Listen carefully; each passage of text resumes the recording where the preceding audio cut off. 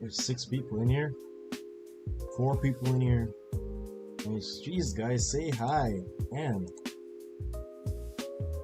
You can at least say hi before you go. I'm joking. Whatever the heck you want. Whatever the heck you want, man. Whatever the heck you want.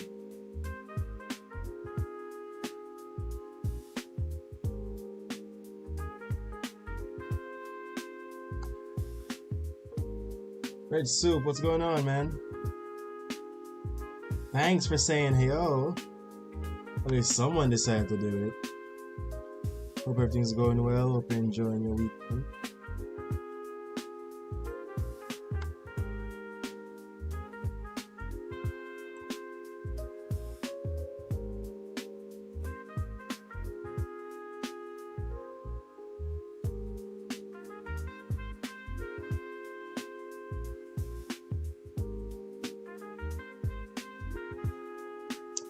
LOL. Yeah. I'm doing good. Nice. Happy to hear. Happy to hear.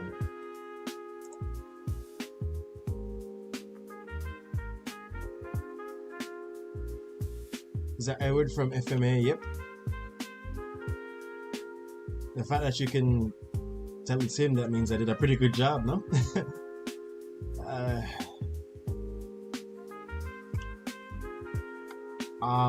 I won't take full credit though.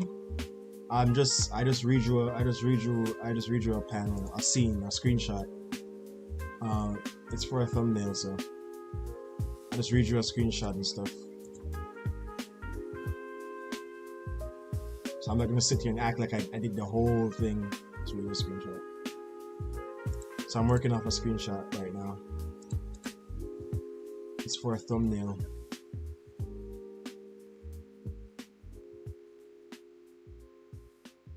It was iconic for real. Yeah, it really is. It really is. Like just clasping your hands together like you're doing a prayer, and you're automatically Edward.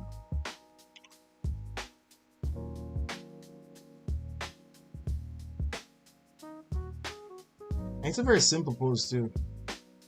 Characters made it really popular. I'm literally watching FMA right now. Super cool. I watched the original FMA. And I was supposed to start Brotherhood. I heard Brotherhood was more coherent. It was just like a better version of the show. But I never had any issues with the original FMA, to be honest. And right after I finished watching the original FMA, I jumped into Brotherhood, and I'm like, bro, I need to give this some time because I already know the story. I already know how things are gonna go. So I'm like, let me get rid of, or let me wait until my memory dies down a little bit. Then we can go and watch Brotherhood. 2003? Yeah, I believe that's the one. The older looking one. The one that, yeah, I believe that's the one. Just the original one. Or the first one. I don't really know which one. So I'm guessing that's the first one. I liked it. I didn't think it was bad at all. The ending was a bit, but you know, I still never thought it was like bad or anything. So like, I finished watching that like 6 years ago.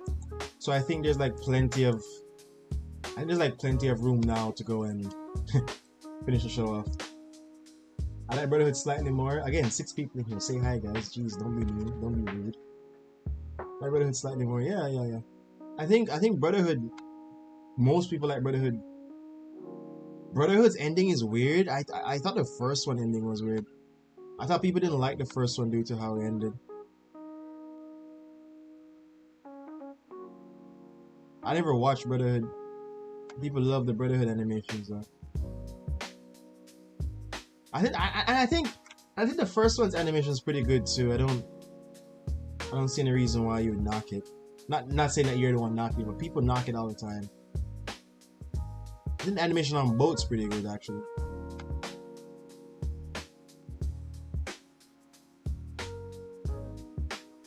Oh, the first one. Okay. The first one's ending was weird. Yeah, it was weird. Like I guess it made sense, you know, equivalent exchange and all that, but you know, stream is delayed, so yeah. I don't know why I work with a stream delay. It's not like I'm gaming or anything. I don't think you have like stream snipers for artists. Like, why would anybody? Like, imagine if that was a thing. What would you stream snipe? It's like 15 seconds.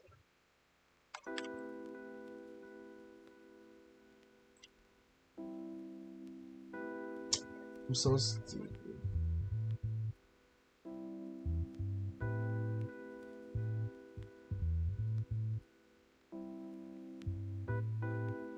But yeah, overall, it's Full Metal Alchemist is a very good series. I kind of understand. I kind of understand why it's like top rated on my anime list. It just works, you know. It does what it's supposed to do very well. The characters are likable. You hate the villains. You know, I think if you're watching a show and you hate the villain, I think the villain is pretty well written. You know what I'm saying? Like, I kind of don't think hot take, and I always have hot takes for this specific show.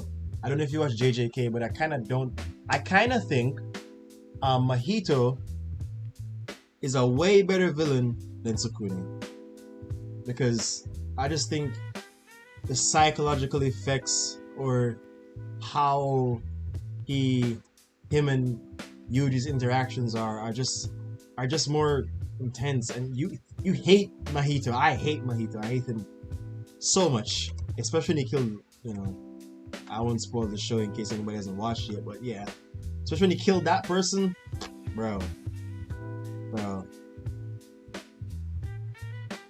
I just finished watching Hunter x Hunter the other day. Like, I watched the entirety of the show, right? I watched the entirety of the show, but I never watched the final 10 episodes. Like, I watched all the way up to the Ant King fight, and I never watched the final 10 episodes. And I watched the final 10 episodes the other day. I'm talking like a 2-year time gap. I don't know why I never watched the final 10 episodes. I don't know. I just never watched it. And like, I watched them the other day, bro. So peak, man. What I love about Hunter x Hunter is that it can do so well for itself. It has so much world building, so much everything makes sense in the show, and it doesn't rely on constant action to, like, even though the last couple 10 episodes or the last arc in general was just constant action, it doesn't rely on constant action to be a good show, man. That is wild. Yeah,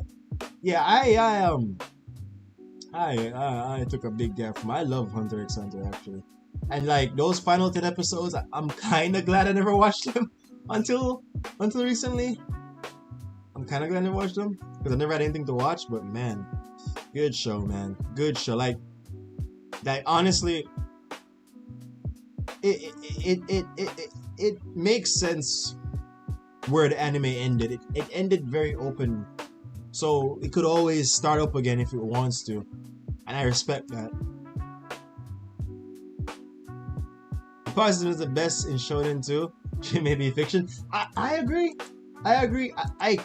I could never. I think the author, without knowing the guy personally, I think the author really pays attention to like stuff like that. Obviously, like even with the video game Greed Island thing. Greed Island had so much detail to it, dude. So much detail to it. I'm like, what the heck? How do you sit down and create this? Where are you getting the inspiration for this shit? Where are you getting the inspiration for all this, man? Good power system, bro. Good power system. I would only hope to write a power system like that in my own manga. I could only hope, and I don't think I have that much what could I say, knowledge or whatever to have such like an impactful power system. Yeah, there's still more manga out too. They could easily continue anime. Yep. Like, I remember when bro just came back, the author just came back online, like after his years of hiatus, and he just came back online, and bro posted like one simple sketch, one simple sketch up on Twitter, like super simple. Bro posted something like this. Bro posted something like this, like a little sketch on paper. Maybe he did something like this. Maybe a character's like here or something, you know, talking or whatever. Maybe guns here, and then you know, maybe like there's like another panel. There's like a tree here or something. I don't know. You know, bro posted something like this, something super simple like this. Bro posted something super simple like this, like instantly 1,000,000+ likes. It's the first I've ever seen something like that happen in my life. Like he wasn't like on a good run. He was like posting like every other day his little sketches and stuff like that. And people were so hyped, so excited for it. Like, look at the level of impact that guy has. I would read the manga, but bro, I actually do need to read the manga. I need to read more manga in general because I do plan on writing one.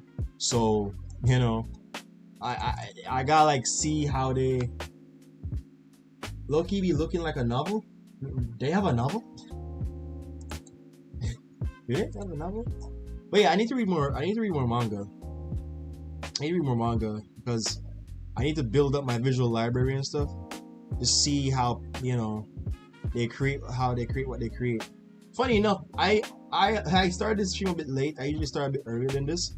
I started this a bit late because as soon as I got online, I got on YouTube. I saw this YouTube channel called let me show you guys. I saw this YouTube channel called Learn to Draw Manga. They were like doing a full, bro, this is God sent, dude. This channel is God sent. Like, they were doing a whole manga breakdown and review of other people's manga. This is a reference, by the way. They're like a whole breakdown review of other people's manga and stuff, and it was just like so cool. This is a YouTube channel. So funny enough, me and them have like similar thumbnail styles, and I never knew this, by the way. I never knew this. Never ever have I knew this. That we have similar styles to making thumbnails until I came here and I checked. But yeah, they're live right now and they're like breaking down manga and stuff. And bro, God sent. I think we have similar editing too. Like, see, we use similar editing and stuff, which is like super cool.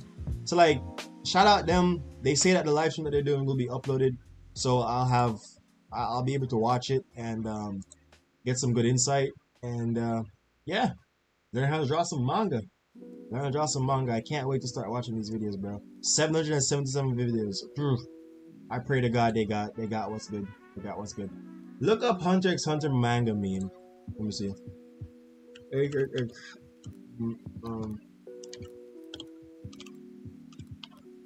just like some manga meme. What's the meme? What the hell? Is this how it looks? This is no way. This is how the manga looks, brother.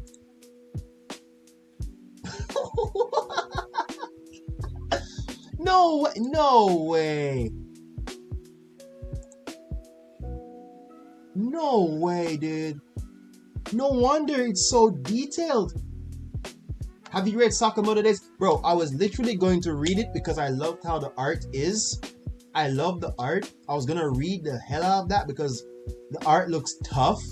But then I watched the anime and, you know, out of bad habit, I just don't like, unless the anime is like super interesting, I don't really follow up on mangas right after. But I'm gonna read it though because the art is cool. It's not really because of the story, but the art is very cool.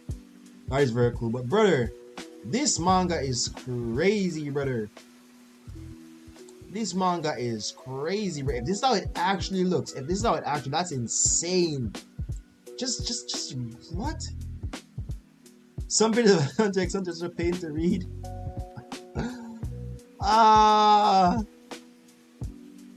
They say like these were made by Takahashi Sensei, especially DBZ. At this point, Takahashi should just focus on writing and hire a full-time artist. But yeah, it shows you the power of writing, though. You know what I'm saying? So like, I'm assuming Takahashi is the author of Hunter x Hunter. It shows you the power of writing, though. It shows you how someone can make a good series and don't necessarily need to have over-the-top panels and all those type of things. So it shows you how cool and strong writing can be in helping you have a top selling series, because Hunter x Hunter did extremely good for itself. If this is how the manga is, then screw me. Bro, the anime butchers the art, bro, and the story gets so much better. Really, it does.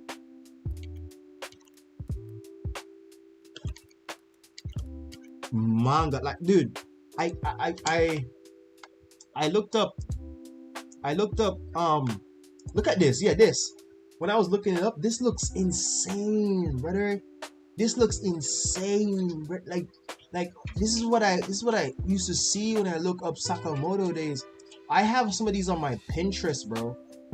I have some of these on my Pinterest. They are tough. Tough panels, dude. Look at this. Tough. The speed lines, the impact, the angle, tough. Look at this. Tough. This is tough. Brother, I have to read this. I have to read this. Every time I see it, look at this. This is tough. This is tough. Dude, this is sick. This is sick, dude. I'm so curious about the old man. There's this old man with a sword. Like, look at this. This is incredible. This is incredible, and this is why I think it works so well. This is why I think people love it so much. It's not because, again, I don't read the thing. I don't know the entirety of the story. But like, even if the story might be a bit subpar, I don't know. I'm assuming, just saying, what if? The art is so flipping good. Like, people can be like, all right, man, Drewski meme, it's cool, hands up, it's cool, because the art be delivering, you know what I'm saying? You know what I'm saying? The art be delivering. I keep on seeing the old man, dude, and I don't know who he is, but dude, I keep on seeing this guy, and as a the old man's goated, he ran a generational fade, bro. I keep on seeing this guy, and I'm a huge sword fan. I love swords, I love guns, and seeing an old man with his eyes closed with a flipping sword cutting a building in half, I need to brush my knees off.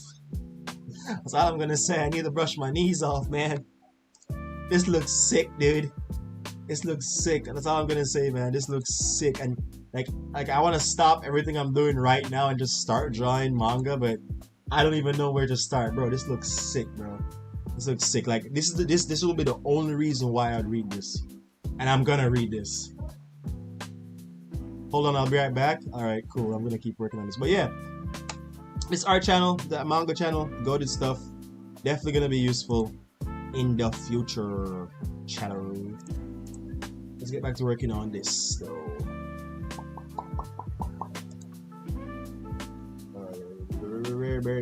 Bird is the word. Bird is the word. Where's my pen? I don't know where I put it. There it is.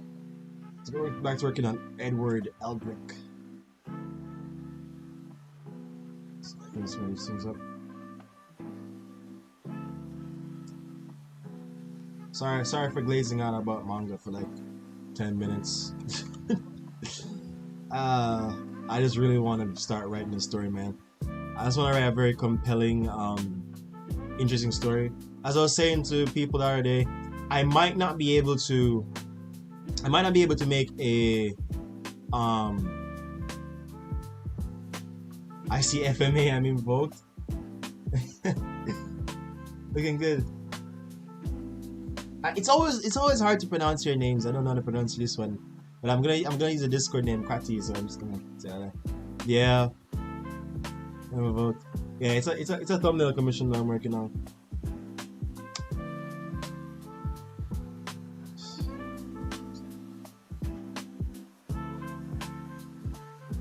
I don't even know if I'm saying a Discord name right, to be honest. It's a thumbnail commission.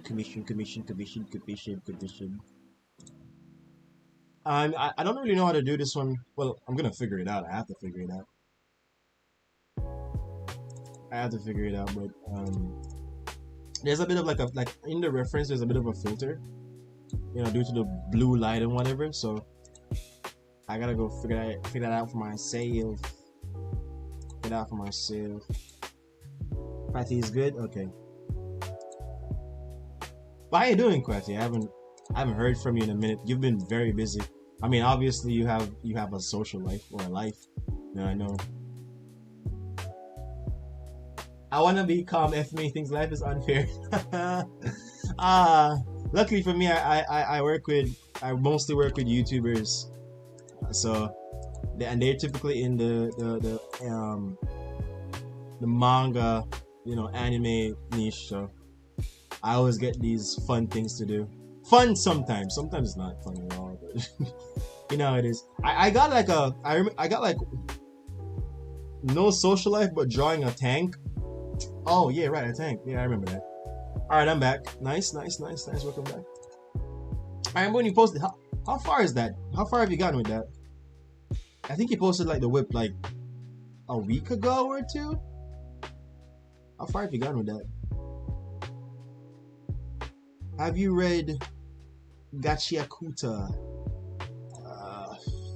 Again, I'm gonna be very honest. I don't like in the modern day.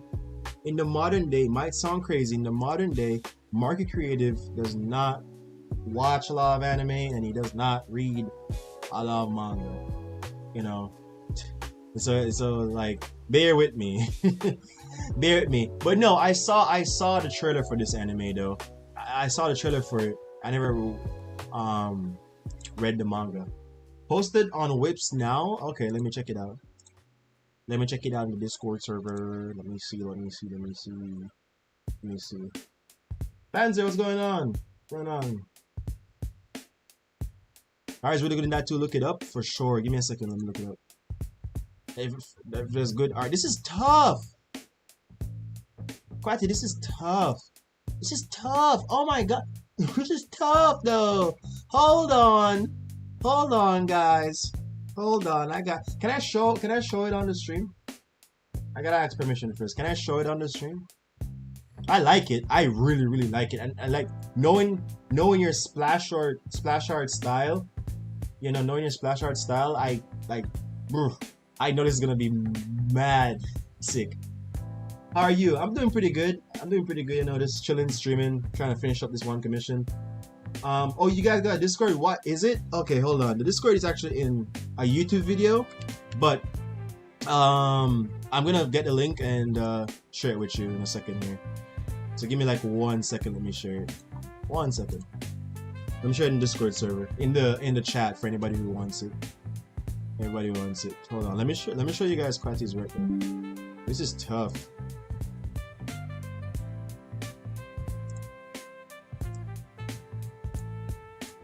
I took a screenshot of it. Sue247, hello my dear, how's it going? You doing good? Doing okay? Sorry for stopping by. Hope you're having a good weekend. This is Quatty's art, guys. This is Quatty's art right here. This is Quatty's sketch. Okay? This is Quatty's whip. If you're drawing a tank. What are you drawing, bro? I'm doing a Full Metal Alchemist commission. So I'm drawing Ed from Full Metal Alchemist. So I make art, so I like to share. Okay, let me get the link for you real quick. But this is Quatty's art, guys. I'll talk about it in a second. This is tough. Man. So far, right? Like it just works. You know what I'm saying? Everything just works. Like I love, especially that we're getting led. She's playing properly with the foreground, like the perspective and everything. So the feet's bigger. We're getting led into the back. It just works, bro. It just works. This works, man. And nice drawing, bro. I like Full Metal Alchemist too. Yeah, Full Metal Alchemist is fire, man. Which one did you watch, Brotherhood or the original 2003 version? I'm assuming based on what Red Soup said.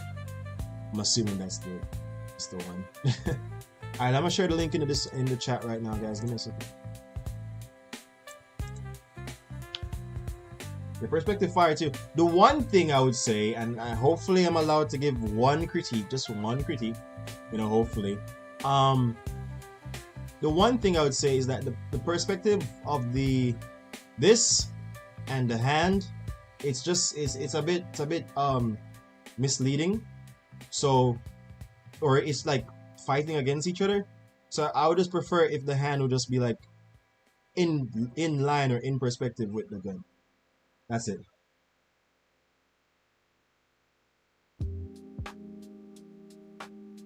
How's it going? Just up to your channel a couple weeks ago and decided to check out the live stream real quick. Just want to say keep up the awesome work, bro. Thank you, brother. Thank you. HWLR. I don't know how to pronounce it, so I'm just going to say the words or say the things out loud. Thank you, brother. Thank you. I appreciate every single one of you guys who stopped by. Show some support, show some love, you know. Appreciate you guys. I'm going to share the Discord link. Yeah, the perspective is just off. That's it. That's literally it. That's literally all I see wrong with it. That's it.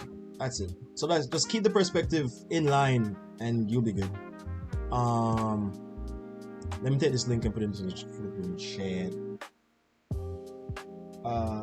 Okay, so for anybody who hasn't joined the Discord server yet, this is the link to join the server. Join up, you know, share your art, and yeah, we're pretty chill over there. Here it is. Boom. Here's the Discord server link. I'm gonna pin it for anybody who. Can I pin this on this? I can't pin it here. Okay. Yeah, Discord server link is in the chat now. I'm gonna pin it on pin it over here. But yeah, cool art though. I can't wait to see this finished. I can't wait to see this finished. Cool art. Cool art, daddy. Let me pin this on the piece here.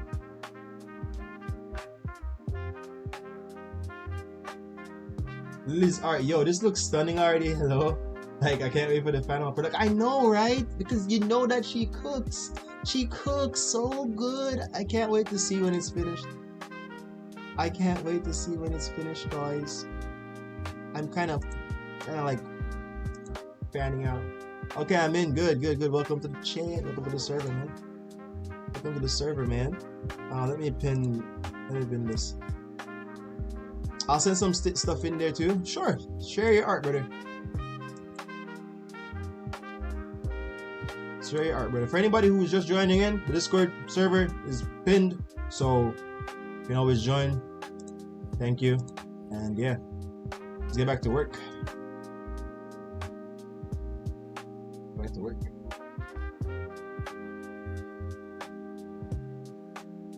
Back to work. I can't wait to see you finish though, so keep working on it. So Lily, how you doing? How you doing, Lily? You doing pretty good? You doing okay? Hopefully you're doing fine on this nice Saturday night. Hopefully you're not too stressed out. I know you've been working on your art for, I believe it's college. Correct me if I'm wrong, I believe it's college. I know it can be a bit hard sometimes, but you know, keep going, keep pushing forward. You know, you'll get where you need to go. Trust me. You'll get where you need to go. Okay. So I've been practicing a little bit of painting for the past couple of nights, chat. So I've been practicing a bit of values and stuff. So if you guys are in the stream or even stop by for a couple seconds on the past streams, I've been practicing a bit of painting, you know, practicing a little bit of values studies and whatever. So my hope is, here's my hope. My hope is I'll be able to like at least identify or at least have stronger values going into this drawing. That's my hope. So I'm gonna like make a color layer. I'm gonna apply black to it. I'm gonna set the blend mode to color, and that's gonna turn the entire drawing black and white. So whenever I'm applying colors, because I don't paint or I don't shade in grayscale, I think it's too much work for me personally. So every time I apply some colors, I'm just gonna turn this on, see what it looks like, check my values, and hopefully we're good. You know, see where we get. See where we get. See where we get. This is a bit of a simpler commission, so I don't think I gotta do too much, but we'll see.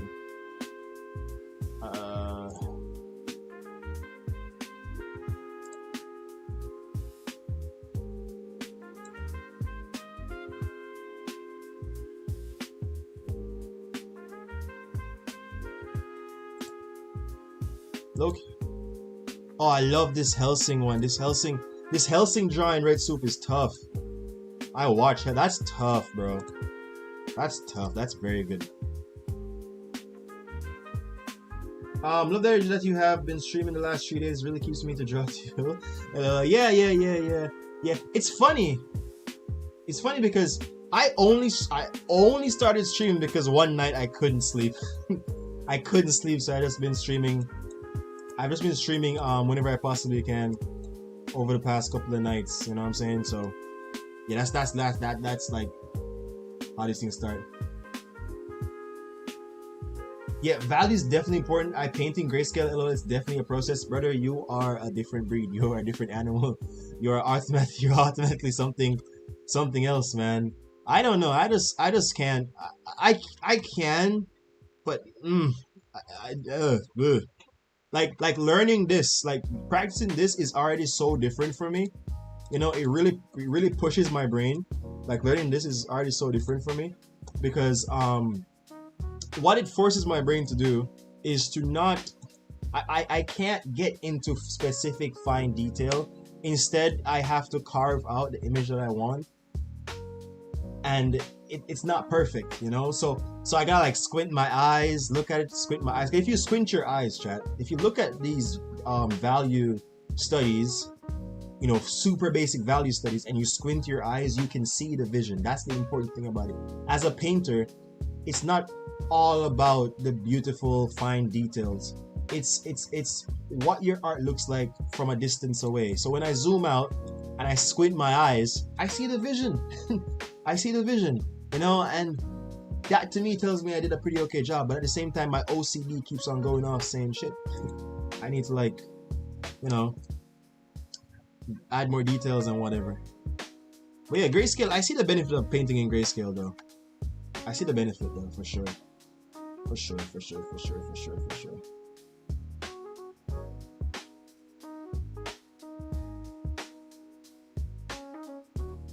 It's a good start to learn, but in actual images, I prefer color directly too, but values are the most important. Yeah, that's why I just keep this layer around. So whenever I check this layer and I realize that things are just not the way that I want them, I just go back on a color and I just like apply more intensity to it, like value-wise. You know, either I go lighter, either I go let me get the color right here. Either I go lighter or I go darker based on what I'm seeing with that layer. You know, so I keep that around just to keep my values in check. Start big first, then small for sure. That's it for sure. Oops. And like when you're painting, like painters are literally like the most patient, or they have to be the most patient, or it's at least better to be. It's better to be the most patient. This ear looks weird. The most patient person alive, and they have to trust the process. Like sometimes you're gonna start a painting, and buddy, that doesn't look nothing like what you expect it to look like. But you have to be able to like trust the process, man. So I think like a painter like naturally should have like a lot of wisdom, because they have to learn to trust the process, which is like something that a lot of us could like benefit from learning. A lot of us could benefit from learning to trust the process.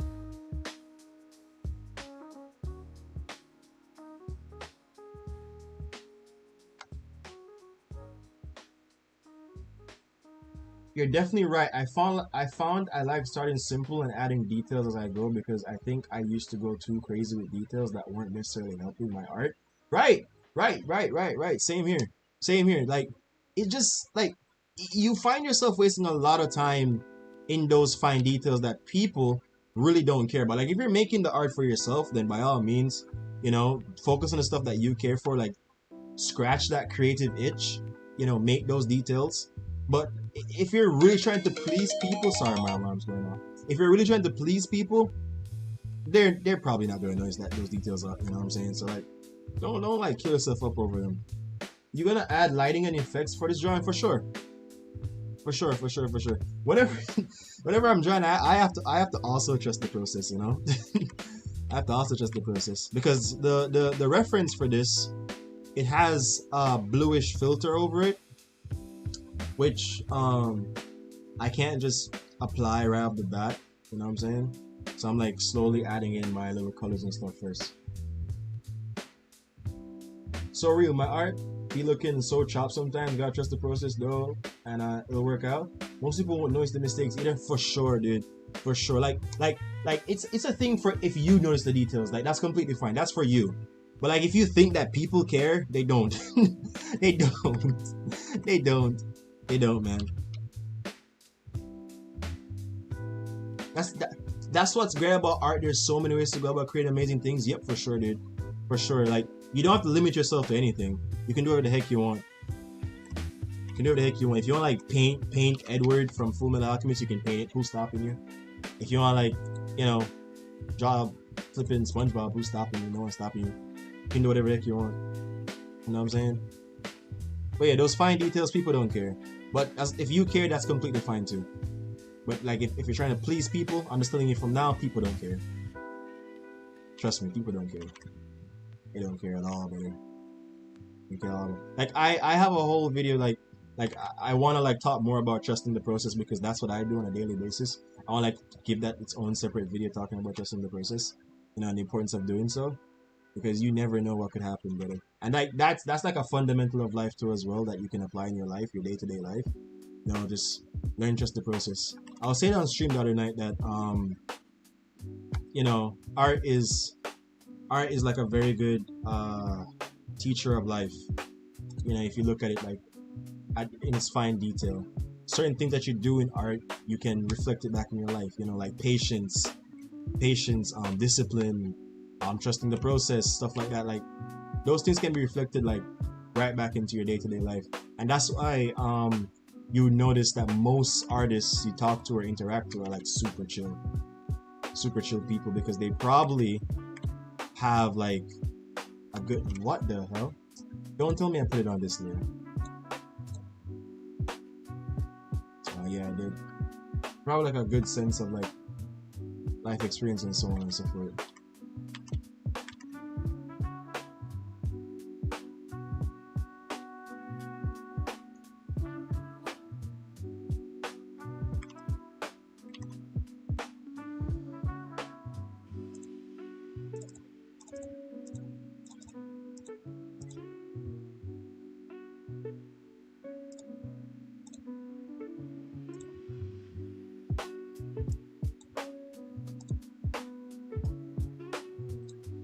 Tonal correction, brightness, contrast.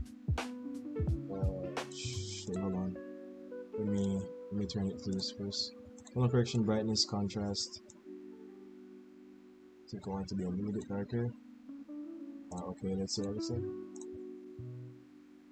Nice. Tonal correction, saturation, luminosity, maybe a little bit more saturation. I don't want to do too much though.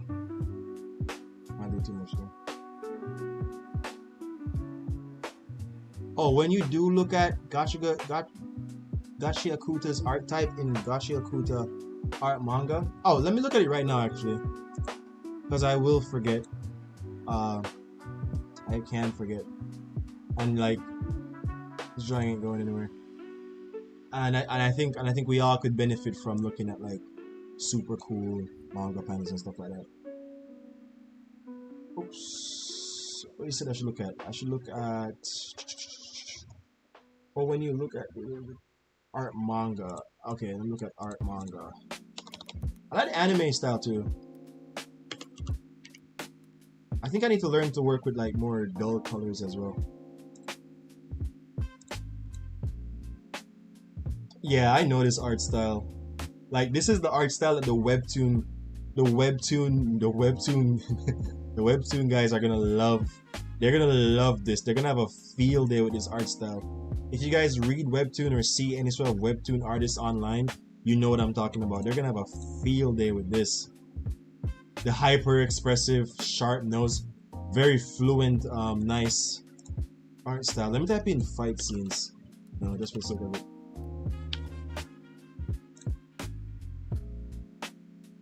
Nice, dude. This is insane. This is more polished. I would say this is more polished and detailed than Sakamoto is. Dude, this is great, brother. This is tough. It is tough. Damn. What I like about it. I like how there's not too many words. So like in this scene, for example, there's not so many words. There's only one text bubble and there's only one sentence. So the art has to carry this entire panel right here and give off the energy that it needs. which is like super important if you ask me. Like, look at this. Look at the same thing again. Apparently, the abyss is a huge dump site. Look at this. Like you look into the abyss, it's black. You know, a couple rough buildings here and there. It's tough. You know, so the art's very important in manga too. This is insane. This is insane, brother. It's insane, dude. Love this. I can only aspire to draw as good as these guys. Look at this. Look at this. Look at this bus. Look at this bus. This car. Look at this car, dude. Bruh. Look at this car, dude. Let me zoom in a little bit. If I can. Hold on. Let me zoom in. Brother, that's tough. Did they draw this? The storyline is pretty wild too. I'm reading this. Look at the eyes on this guy. Brother, this is so detailed. Look at his hands and everything. It's so detailed. It's so stylized. It's tough. It's tough, dude. It's tough. Yeah, this is sick. Sick for sure. Definitely gonna put it in read. The storyline is pretty wild too.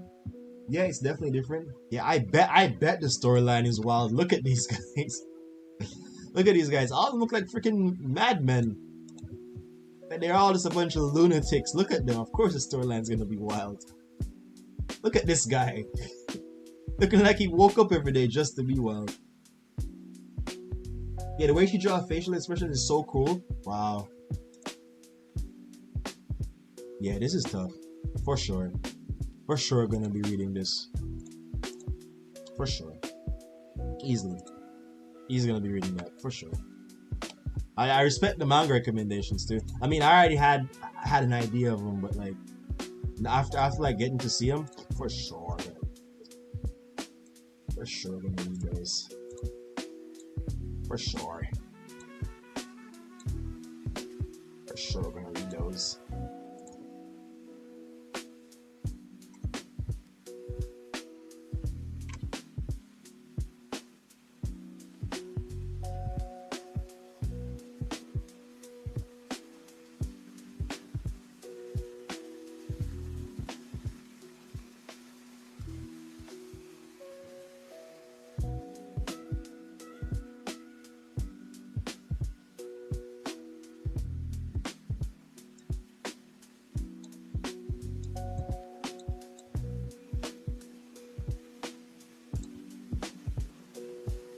Okay.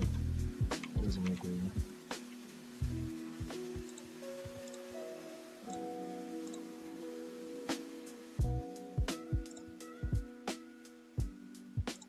I wonder how long it took them to draw each of those panels, dude. So I'm gonna find out. I'm gonna find out for myself when my stuff drops eventually one day. Who knows? Eventually one day.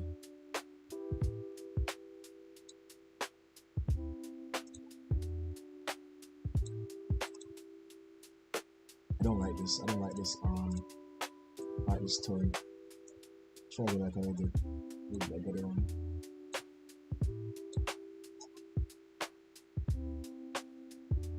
Yeah, I know the My Hero Academia, if it has nothing else, it has very good art. They have to drop all this weekly, by the way. I think about that all the time, and I wonder to myself if I could handle that, and I don't know. I don't know. I might just, you know, do a Hunter x Hunter. You know, do a Hunter x Hunter on them. I ain't gonna lie to y'all. I might just do a Hunter x Hunter on them. You know, do what the author for that did. Just disappear. Disappear and don't look back. Let me check the values for this.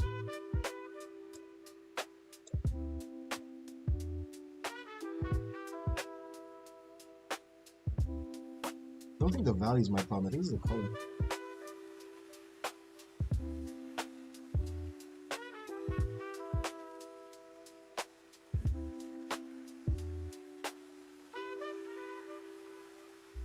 I don't think I could do it, bro. I'll get burned out so fast. Same. It's not for the weak. It's not for the weak. What inspired your art style? Apart from the generic you know, anime and pop culture. Yeah, apart from the generic anime and pop culture, I think it's like a mixture of things. You know, I like semi-realistic art, but at the same time, I love things that are very expressive. Example, like the manga we just looked at. I'm just terrible at pronouncing the name. Gachi Akuta, like that, for example. I just like semi-realistic arts, like DC, Marvel. I like those type of things. You know what I'm saying? I like those, and yeah, pretty much like apart from like the generic anime and manga answer. Those things inspire my art, but I really like the expressiveness of certain manga, certain art styles. Like I think those things are like super important. Flipping out. Hold on, let me check the values real quick.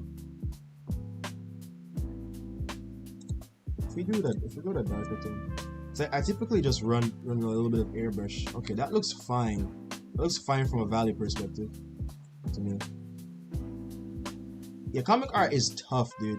Like especially the lighting in comic book art, dude. So tough. Alright, let's take this off. Let's see something. Okay, that looks a bit better. I can work with this. That looks a bit better. Let me use my brush here to get little strokes and stuff. All in the comments with Matt, I don't know where to start. Same, brother, but I mean, it's just a matter of starting. So you just gotta start some way, you know. Maybe you like make a couple one shots or whatever, you know. I don't know. I want to get into it too, so I'm just gonna get it from the same aspects. I'm recommending the same aspect that I would try. Just like maybe make a little one shot. Obviously, there's so many free YouTube videos out there, so like watch them. You know, the same thing with the channel that I just showed you. Just watch them. And just see what you can get out of it. You know what I'm saying? See what you can get out of it, man. What inspired your art style? HWLR. Again, don't know pronounce that combination of names, but what inspired your art style? Same thing for you, Rich. So what inspired your art style? Or anybody else who's watching, what inspires your art style? What makes you get up and decide that you want to draw the way you do? What makes you do it? What makes it click? What makes you fight every day? Yeah, I love Spider-Man too.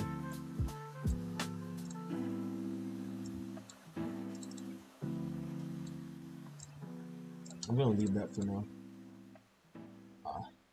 I'm gonna pray that post-production can save my ass. Yeah, what makes you guys get up and fight artistically? What makes you suffer? What makes you go through the pain? Art can be not fun sometimes.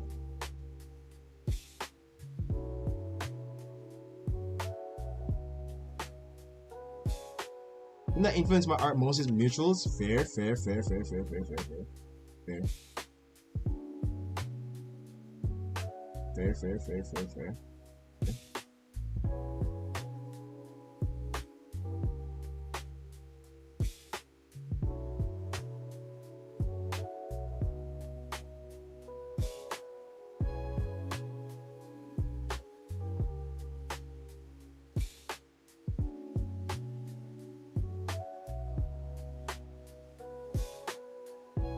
So much. Definitely anime and video games got me into art initially. I love traditional art as well and started with painting before getting into digital later on. Yeah. For me, like if we're gonna talk about the anime that got me into art or like got me into like wanting to make my own manga, it might sound a bit, I mean, it might not be the Naruto or those two, but it's actually Fairy Tail. This anime called Fairy Tail. I watched Fairy Tail when I was younger, and I loved how it was, man. It was just hype, brother. It was just hype, brother. It just had everything that I liked about the anime scene in it. You know what I'm saying? Fairy Tail was just hype, dude. It was hype. Yang, hello fellas. Yeah, what's going on? Maybe I pain sometimes to draw, but whenever I post my stuff and see how much people enjoy it, it makes it all worth it for sure, dude. Sonic got me into art. LOL. He was my goat. Yeah. Like all those things are like combinations of like art styles and what inspires so many. That's why TV nowadays sucks, man. TV nowadays sucks, dude. I wish it was like the old times for real. It was like the old times for real. I started trying Full Metal Alchemist, but actually now where his motivation in his job quitting. Motivation. I don't mean to laugh. Oh no, I don't want to laugh. I agree. Like being able to have a full-fledged career off your art is such a blessing, dude. Such a blessing. No, I don't think people understand how much of a blessing that is. I hated Fairy Tail, not gonna lie. Fairy Tail is actually ass. In its later editions, like the anime failed terribly. It just did not live up to, you know, what we as the fans expected. But I'm older now and I could look into a story from a adult's perspective. It wasn't, you know, that crazy. But when it was hype, it was hype. The pieces come together fine. Yeah, thanks. It needs a lot of color correction though. So like the colors are off, but I'm trying to make sure that the values make sense. Nelson, what's going on? What's going on? How you doing, man? Little stream, man.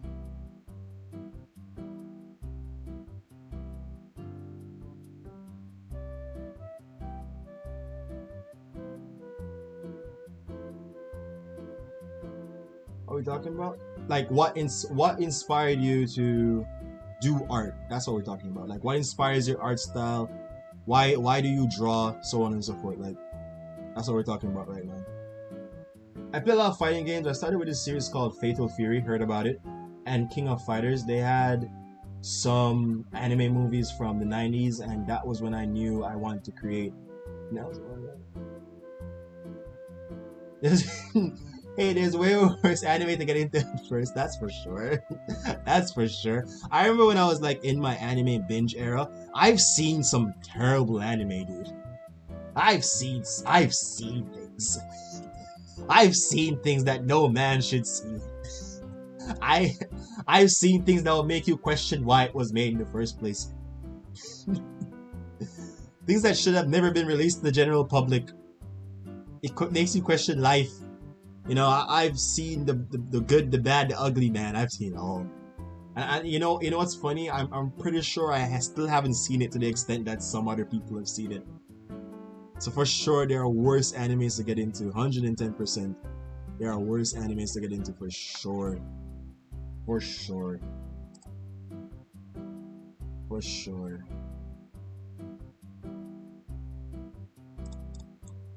What music is this? It's actually oh it's Maple. What is this? Okay, I thought it was Maple Story.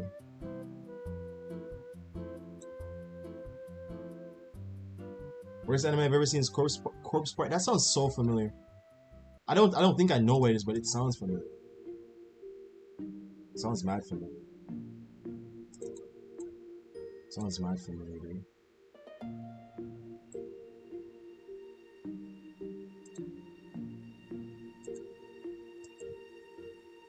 Biggest anime I regret is Seven Deadly Sins. Ah no, it sucks that it sucks that you're right. It sucks that you're right because Seven Deadly Sins never had to be what it was. It could have been the hood classic. It could have been up there with the greats, but it just failed. It just failed. The studios failed it. They have a new series for Seven Deadly Sins, by the way. I think it's called The Four Nights of Apocalypse. It's like so under the radar. The animation's better, you know, so on and so forth. But it's like super under the radar though. Like nobody even knows that it exists. Never been like about it for so long.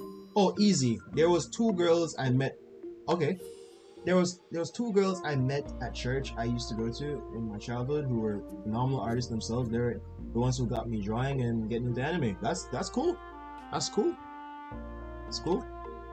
Oh, also, I don't know if you guys know, but if you guys ever owned a Nintendo DS, or like a DSi or anything, you guys would know about Flip Note. I was gonna say Flipperclip. Flipperclip is an app on flipping the Google Play Store. But Flip Note also is a super big inspiration. Most of the animators that you see in the animation industry, a solid amount of them had their like early days started on Flip Note for sure. Like Flip Note was the bomb, dude. Flip Note was the bomb. Like so many cool animation stuff over there. I don't know if you guys know about it. You could draw. So like Flip Note also was like a major inspiration for my descent into the art world because I originally wanted to become an animator. That's what I originally wanted in life, just to become an animator. But like I said to myself, I need to get better at drawing first before I could like start to animate and stuff. You know what I'm saying? So that's over here. Bro, something is so chopped. Yep. Terrible. It hurts my heart to say this, but it's terrible. I love my 3DS. Yep. Have you seen the animation that's like mostly making? No. Yeah.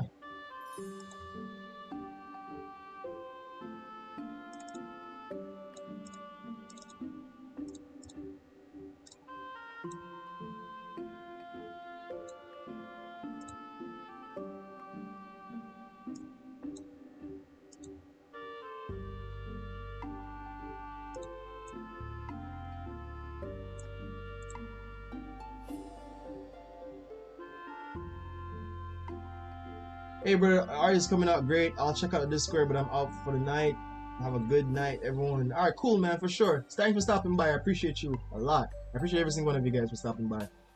I heard Blue Lock is more like PNG Lock, and that's what also happened to Fairy Tail too. That's why Fairy Tail failed because it just couldn't, It just started to become like a whole PNG thing. Like major fights in the damn show were just PNGs. Sliding frames. Season 1 had good animation. Season 1 was tough. You want tough, but like it just became so trash. This became so trash, man. Oh, talking about Blue Lock. Yeah, that's what I heard. Blue Lock turned into PNG Lock. Great Blue Lock though. I heard people love that thing. Never watched it. Never watched it. The colors that I'm picking are kind of bad, so I'm gonna like try to like fix them real quick. They're kind of bad. Let's see the values. The values wise, I don't look terrible. Values wise, I don't look terrible. I'm gonna drop in another value here. Something to like blend out this right here. Something that's like this. Give right here a bit more life. I could be doing myself a disjustice, but we're gonna see. It's a bit more life right here.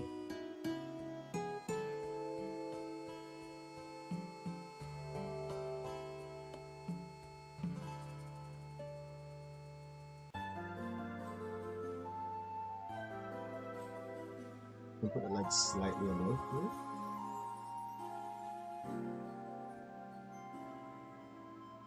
You look like low-key so corny sometimes. Yeah, I think it was like all about ego, wasn't it? Like just people just having ego. They were talking devouring each other. What? What? What? That's what everybody was going crazy over? No way, dude. What?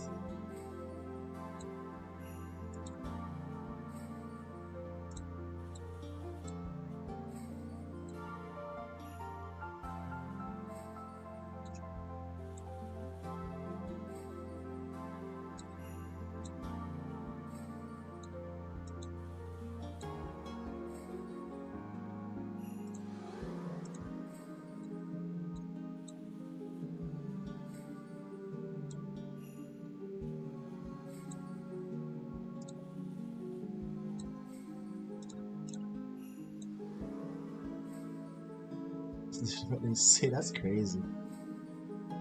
It's actually insane. That's actually insane. I ain't gonna lie. That's insane.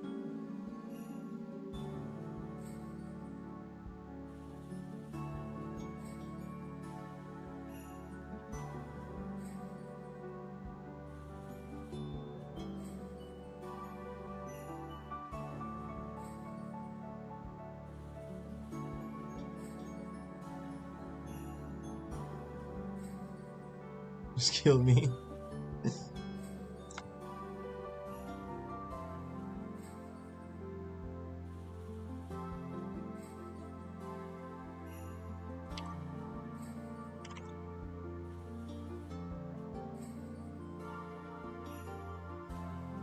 Alright, I think this is okay. I'm not sure.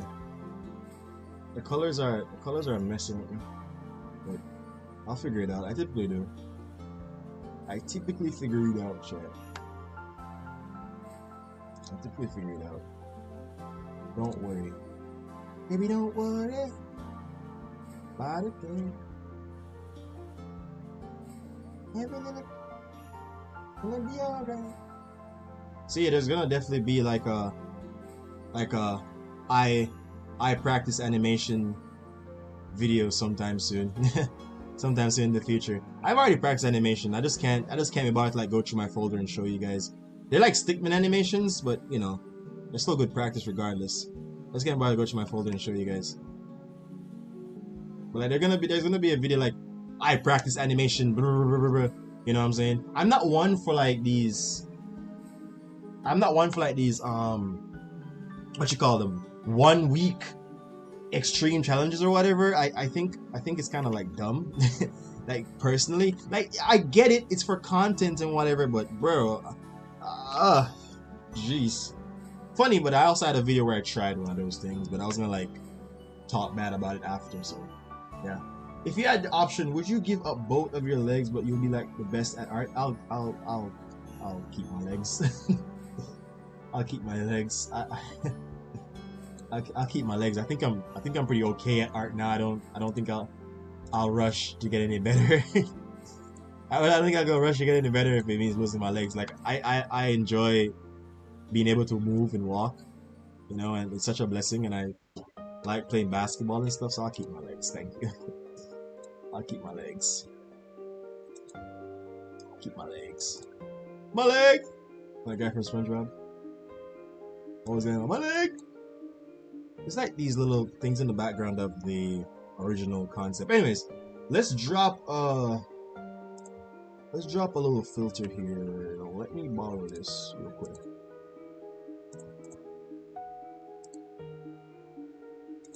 Let me borrow this real quick.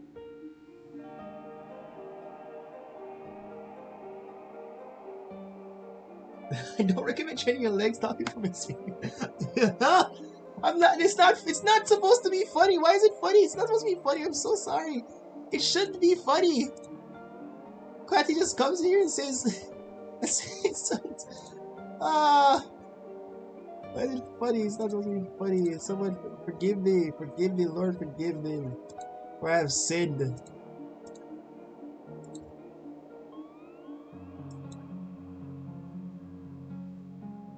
You know what? I'm probably not even gonna like use the blue filter either. I think it doesn't do me justice.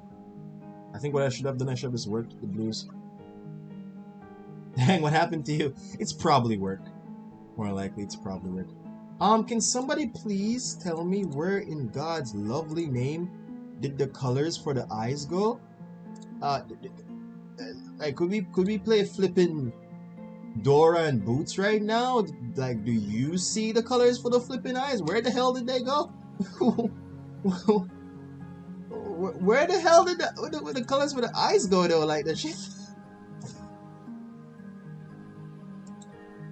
Yeah, I'm gonna keep it around. It's like experimenting though. It's like experimenting. I'm gonna keep it around though. It's like experimenting for like the final run through and whatever.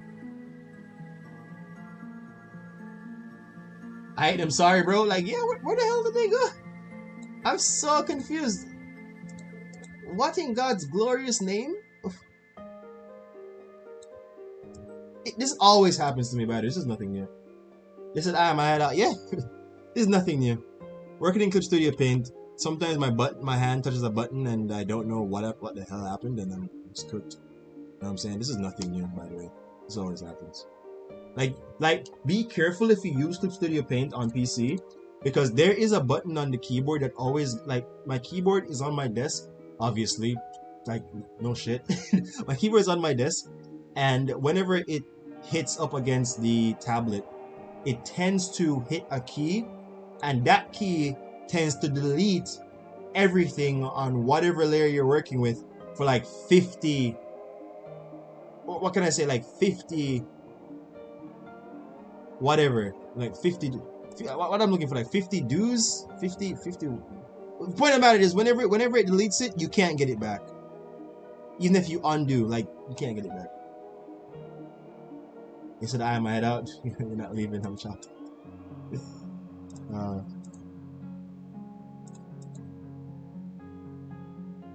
I use Procreate because I draw on iPad. Bro, once again, you are a different breed. I think Procreate is very hard to use. And it's only hard because I'm not used to it, though. But I really do think it's hard to use because it feels so artificial to me whenever I'm working with it. I'm going to make this like a blue hue. It feels so artificial to me whenever I'm working with it, whenever I'm using it.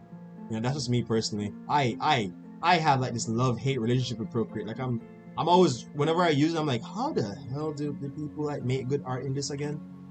Like, the brushes feel like they're just fighting against you. They don't feel natural or anything. You know, they're just... really? Why are you asking me, really? Why are you asking me? Am I the only one? Is this just another one of these hot take moments? Am I the only one? I can't be the only one, bro. I can't be the only one. I cannot be the only one. I can't be the only one.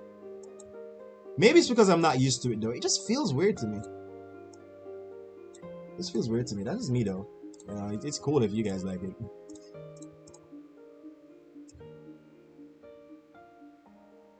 I'm applying a bit of blues in the shadows, you know, to give it that look.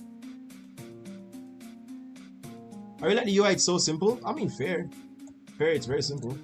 It's very simple. I don't think that's the issue. I just think the brushes are an issue. I had the opposite effect with Medibang, but I love the comic panels. Fun fact, I started off with Medibang. I started off with Medibang Paint on my iPad. Not iPad, sorry. I started off with iPad. I wish. I started off with Medibang Paint on my smartphone. Like I'm gonna show you guys a smartphone that I use. Just to show you guys like anything's possible. Let's pull this up. Pull this up. This is where I started from. There are still videos. There are Minecraft videos with me drawing this. Drawing on this. This is where I started from. Digital art, this is where I started from. Literally this 3.3 inch.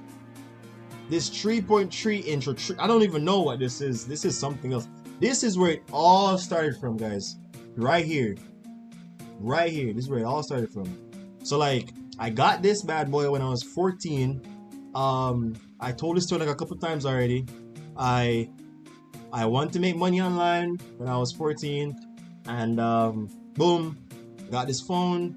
I got on Twitter, and I started drawing my fingers. I started drawing my fingers, and it went from this to a Wacom Intuos, Wacom Intuos that's still underneath my bed to this day, to a Wacom Intuos,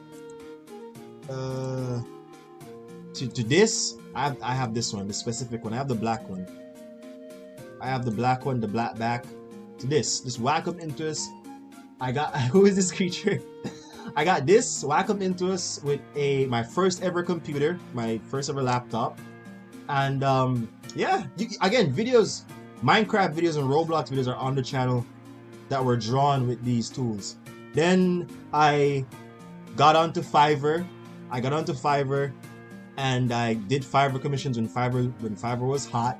You know, I saved enough money, and I currently have an XP pen. I currently have an XP pen Artist 13, which does the job very, very well.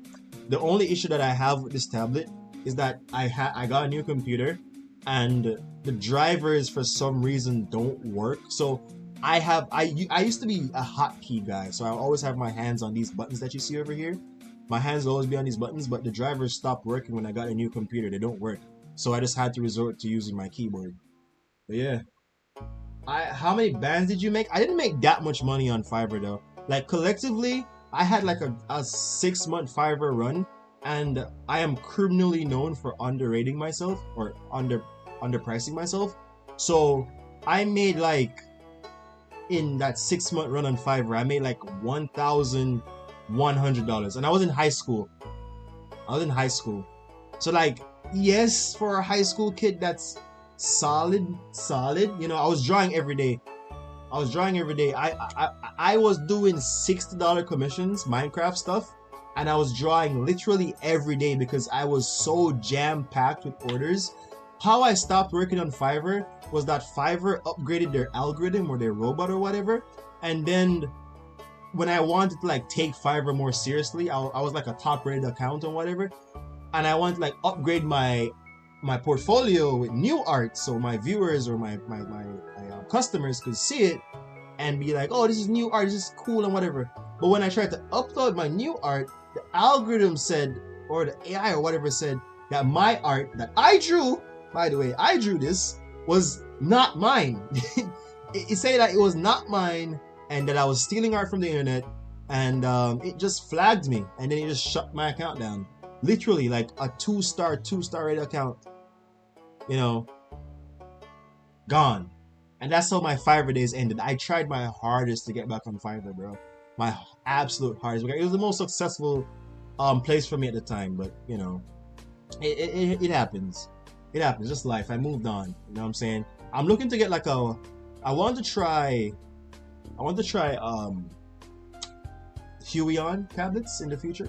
So who knows, maybe in the future we can get a Huion sponsor, or I just buy it with my own money.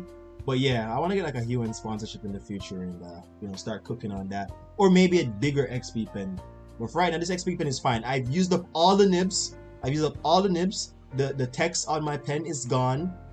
There's like, my screen is super scraped up. I've really used this thing, and this thing has done me so much justice. I love this thing and I appreciate it so much, man. Like, it honestly can go for another 6 years. Easily. It's very, very good. Like, I don't think you need to upgrade your digital tablets like often. Once you get slightly good, overprice yourself is quite effective. It is, especially when you don't find yourself needing money. Like when you charge a certain price, I'm gonna get rid of this blue background. I need to see what's going on. When you charge a certain price for your art, you know, and you're confident about it, it's a lot of pleasure to see you get paid what you actually want to get paid. You know what I'm saying? It's a living pleasure to see yourself get paid what you actually want to get paid, man. So like, yeah, don't be afraid to charge appropriately for the work that you put in. You know, don't be afraid to charge appropriately for the work you put in, guys. Undercharging yourself will just only lead you to burn out quicker. Sure, you get more work, but is that a good thing? Is that always a good thing? That's a better question. Is that always a good thing? To always be constantly stockpiled at work, you find yourself not being able to like do what you want to do? Let me know if that's a good thing to you or not. For me personally, I don't think it's a good thing. I've experienced it myself. That's why I know it's like not a great thing. Myself. Crazy work, yeah. Fiverr was crazy work. Shut me down, brother. I tried many times to get back on there. Many times. But I just gave up because it just wouldn't work. This wouldn't work. You know what I'm saying? This wouldn't work. Shadows I picked are terrible. Anyways, let me start to drop. Let's move on to post effects now.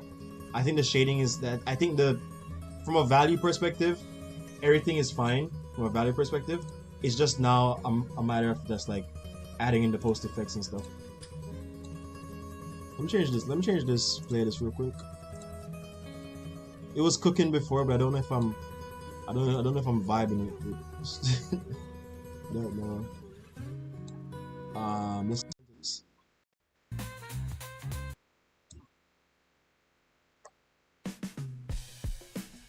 Oh, I do comms again. I just haven't gotten the time. Nice, nice, nice. I just haven't gotten any. You get them soon. You just art is all about marketing, dude.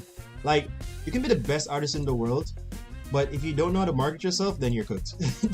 you're just simply cooked. You're not gonna make any money, you know. So you gotta learn like how to market yourself and so on and so forth. Like, you know, on social media, stuff like that.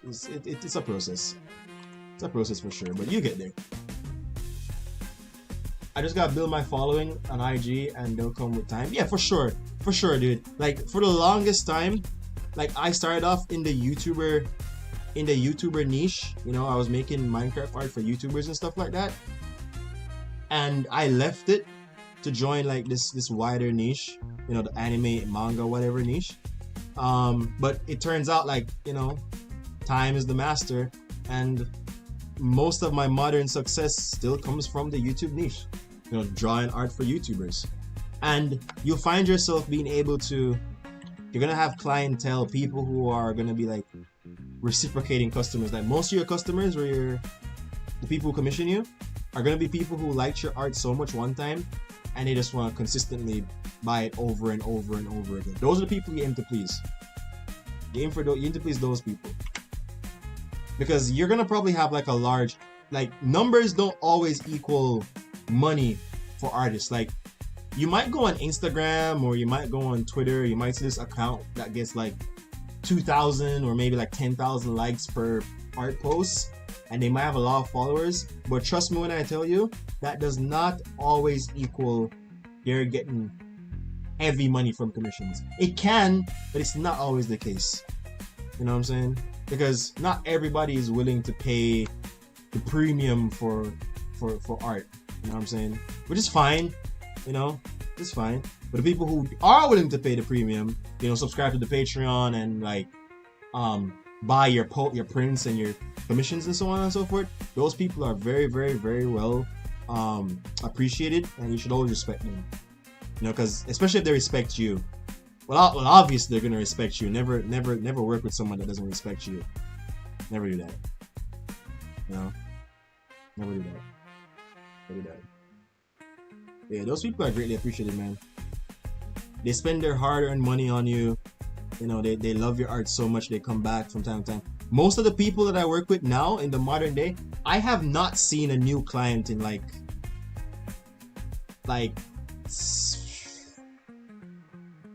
maybe a year. Actually, maybe like a year. I have not seen a new client in potentially a year, dude. So it shows you like how important the people are who consistently buys your stuff. And then there's the furry community where they get mega bank LMAO. I'm actually gonna make a video on that. I'm gonna make like a reaction video, like talking about the furry community, because for some reason I'm also low-key. I don't know how I feel about this, but low-key I'm a part of the furry community. Low-key!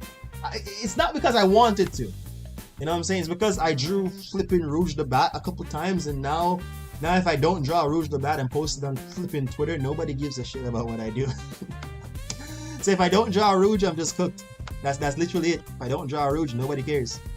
So I'm low-key in the furry community. But furries are rich, bro. I don't know what it is, but furries are rich. They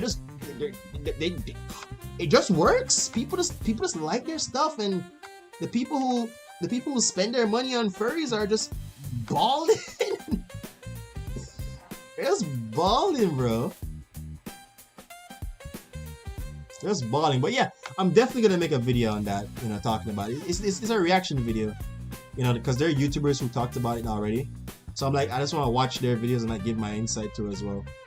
You know, being somebody who somewhat took part in the furry uprising. Again, I don't know how to feel about that.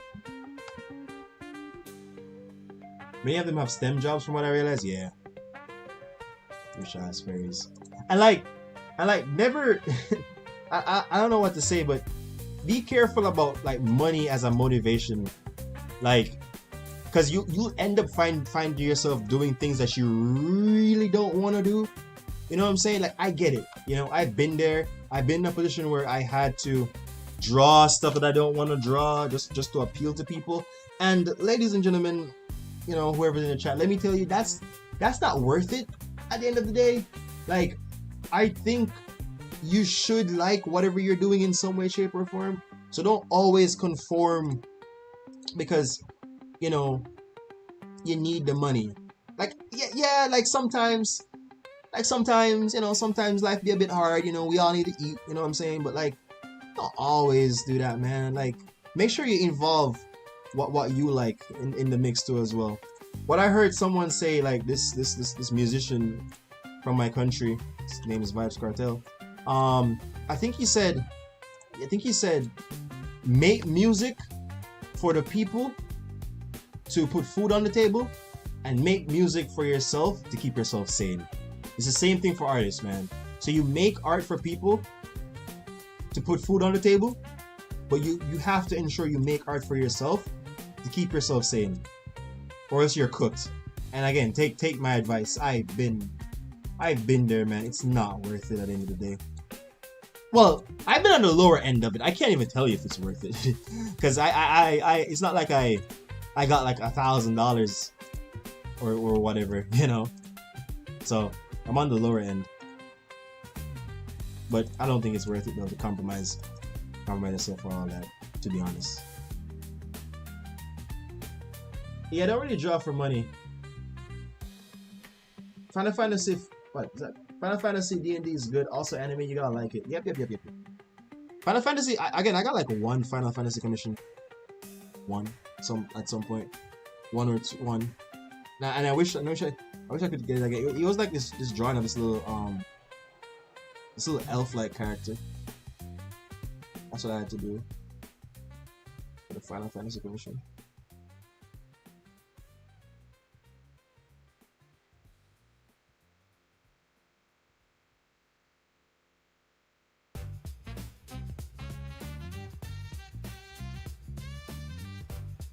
Vibes Cartel, yeah, Vibes Cartel.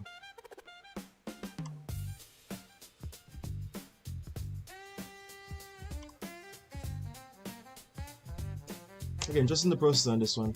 I don't really work with this a lot. This color a lot. This light doing lightning like this. But again, just the process. Just cook. You gotta cook, man. You gotta cook, man. The kitchen might be hot, but you just gotta cook. Just gotta cook. Gotta cook.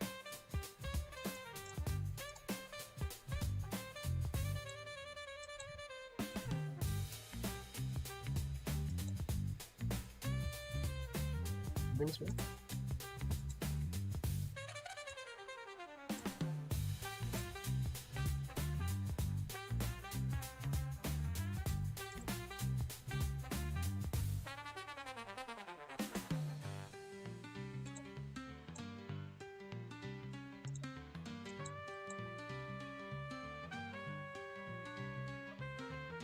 It'd be nice to get some, but I just like drawing for funsies. Yeah, if you enjoy drawing for fun, then draw for fun. You know, I heard someone say on a video of mine the other day, and I agree. I've always agreed, and I just never said it. But art should have never been in a position where it should have been like a job per se. Like, I don't think, you know, that should be a thing. You know. Because when money starts to get involved in anything that you love, you don't quite enjoy doing it the same, you know what I'm saying? You know, you still like it for sure, but you don't like it the same. You don't like it like when you just got into it. Feel me?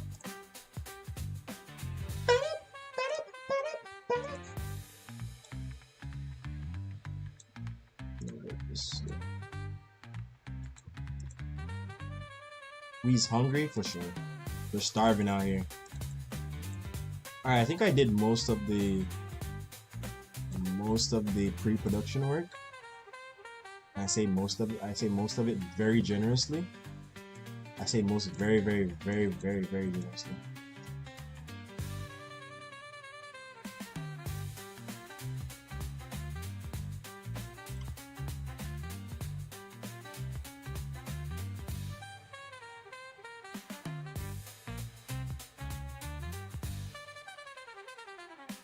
Let's check our values again.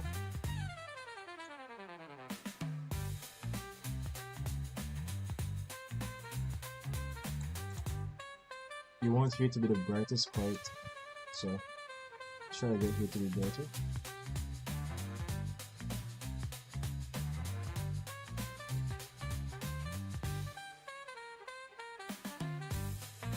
Yeah, I think I'm gonna work with it like this, to be honest.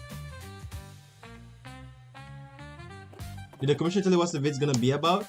No, but it's an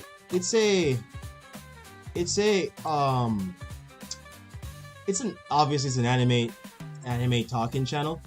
The person who commissioned it, their name is Toffs.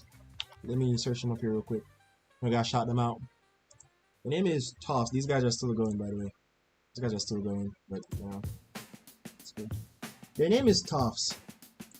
Toffs makes very nice videos talking about anime and stuff. I made a couple of these thumbnails. I made this one. I made this one right here. I made this one. I made this one, and I made this one. I made a couple of these months ago, by the way.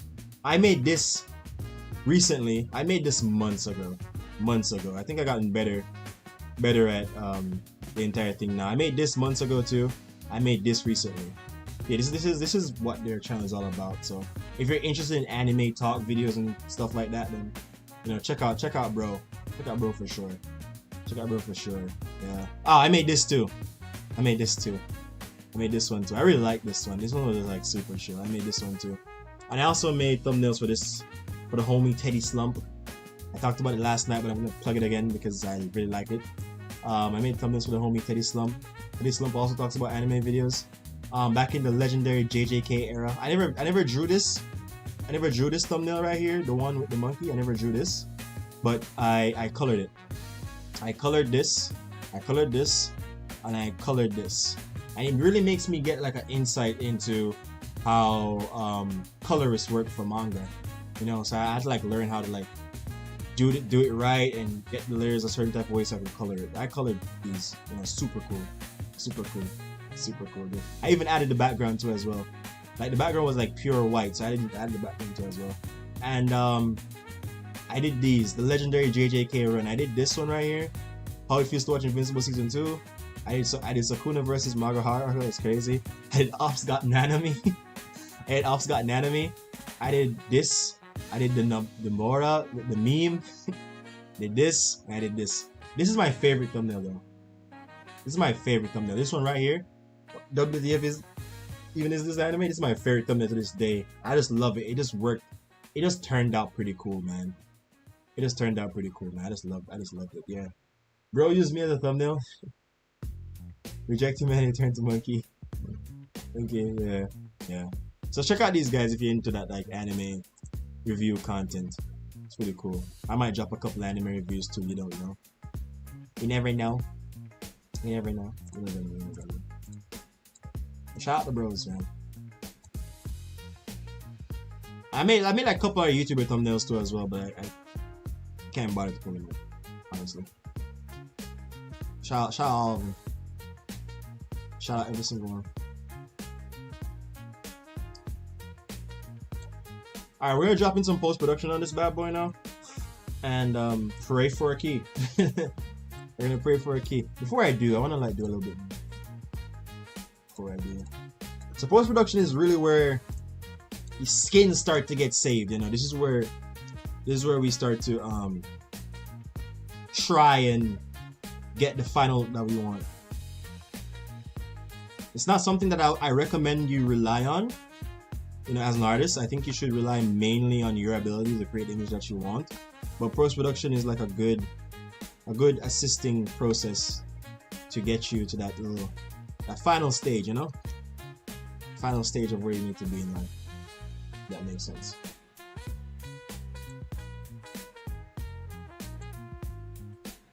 We in the end game, yeah. In the end game.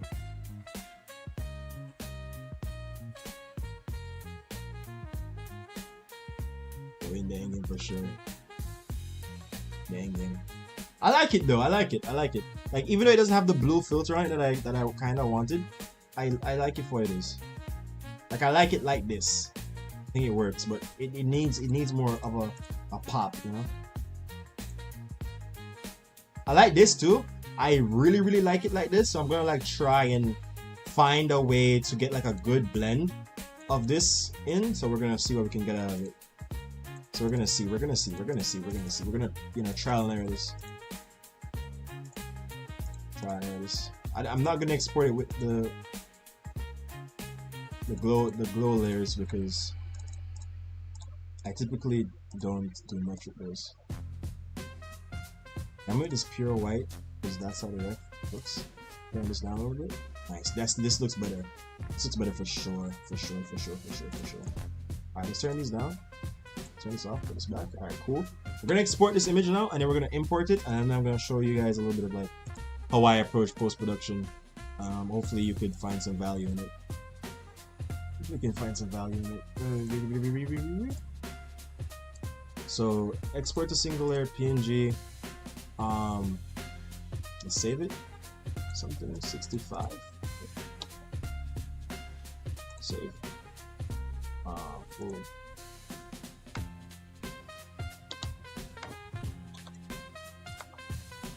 These are tricks that I had to like hunt down for myself to find out. I've asked a lot of people, only a few people told me. And these are like basic tricks too, like anybody can figure them out just by experimenting. So there's not, I don't do anything special, I just play with tones.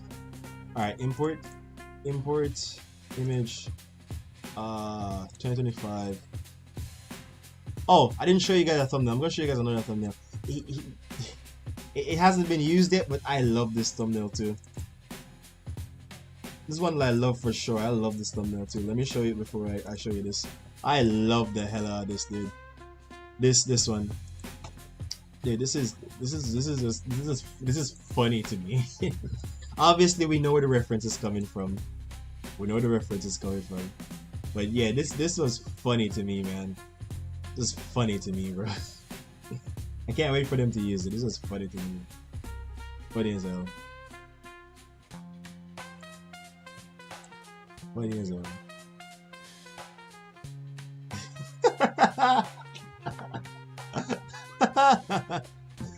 It was funny, man. It was funny. Alright. This is the original reference. So we're gonna deviate from it. But we're gonna try to get something very similar. Absolute cinema, yeah. We're gonna try to get something very similar with it. So yeah. We're gonna like pay attention the best way we possibly can. So we're gonna see. So I turned this on so you guys can like see the effects. So we're gonna do Control C. We're gonna copy and paste this because I always like to have an extra. So we're gonna do tonal correction, brightness and contrast. So I mess around with the brightness and contrast a little bit. You know, just see what we get. Let's see what we get. This looks pretty good already. And it's very bright, very punchy. Let's check it on our values. Yeah, very strong. Very strong values, very bright. Mid area right here. Very strong already. So we're already doing pretty good. Let's go. Where is the I want to put this up here. This is gonna be useful. Put this up here. So where's the other one? Is this it? Yeah, these are gonna stay up here. Gonna work on them, right? So is that an OC? No, it's not an OC. It's for a thumbnail. It's for a thumbnail. So we're gonna also mess with you could mess with the saturation and luminosity if you want, but you know, it's up to you. You can also mess with the hues. The hues can like help measure, but you know, I rarely ever mess with hues. Sometimes with this process, you can end up having like happy mistakes. You know, you can end up having things go your way that, you know, never really should have went your way. And that's okay. We're gonna make like an extra because we're testing things out. So we're gonna make like an extra, and then we're gonna mess around with the color balance. Oh, you're talking to Nelson? Okay.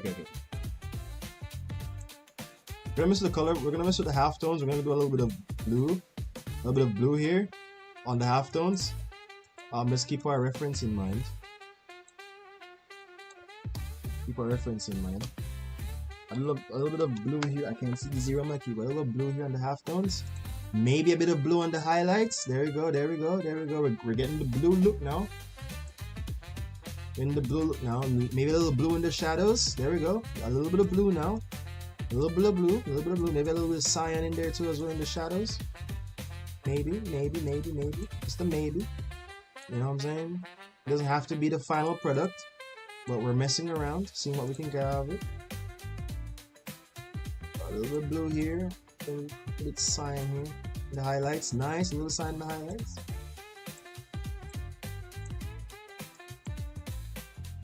I think that's pretty good. I'll keep that.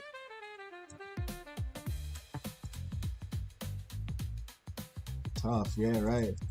Right, so that's how we end up getting like the blue look without having to suffer through the entire sufferation. So before post-production, after post-production, you know, blue look, which would go very well with a blue background, or maybe like a, you know, what is this? Let's see something like this, for example. Maybe like a blue background, something like this. Can I get this, please? Something like whatever's going on here. Something blue and dark. You know what I'm saying? Something like this. Like this, you know what I'm saying? But this is a thumbnail, so we gotta remember to like keep it attractive, you know? That's important and stuff. But yeah, something like this. You know, a very dark background with a very bright foreground that will draw the viewer's attention where it needs to go. So if you're scrolling through on YouTube and you see this, you're gonna know exactly just what you're looking at. You should like a black fade to the background. You're right. Good idea. Very good idea. Thank you. You're right. Drop like a little gradient on it. Yeah, something like this. So nice. Yep. You're right. Nice little black fade. It gives a good look. Gives a good look to it. Now I wonder if we can get like a little bit of.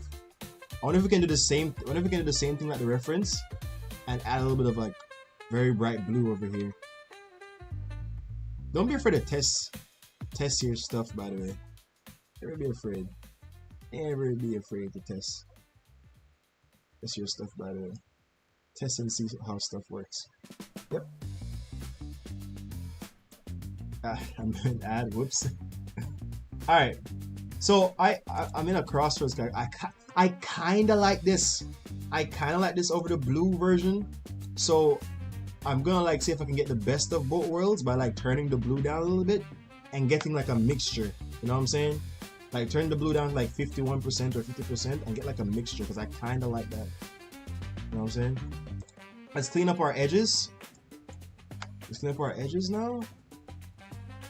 Let's clean up our edges if we can. We can't? Wait, what? Oh my god! I made a mistake, guys. I exported the. Okay, I can fix this.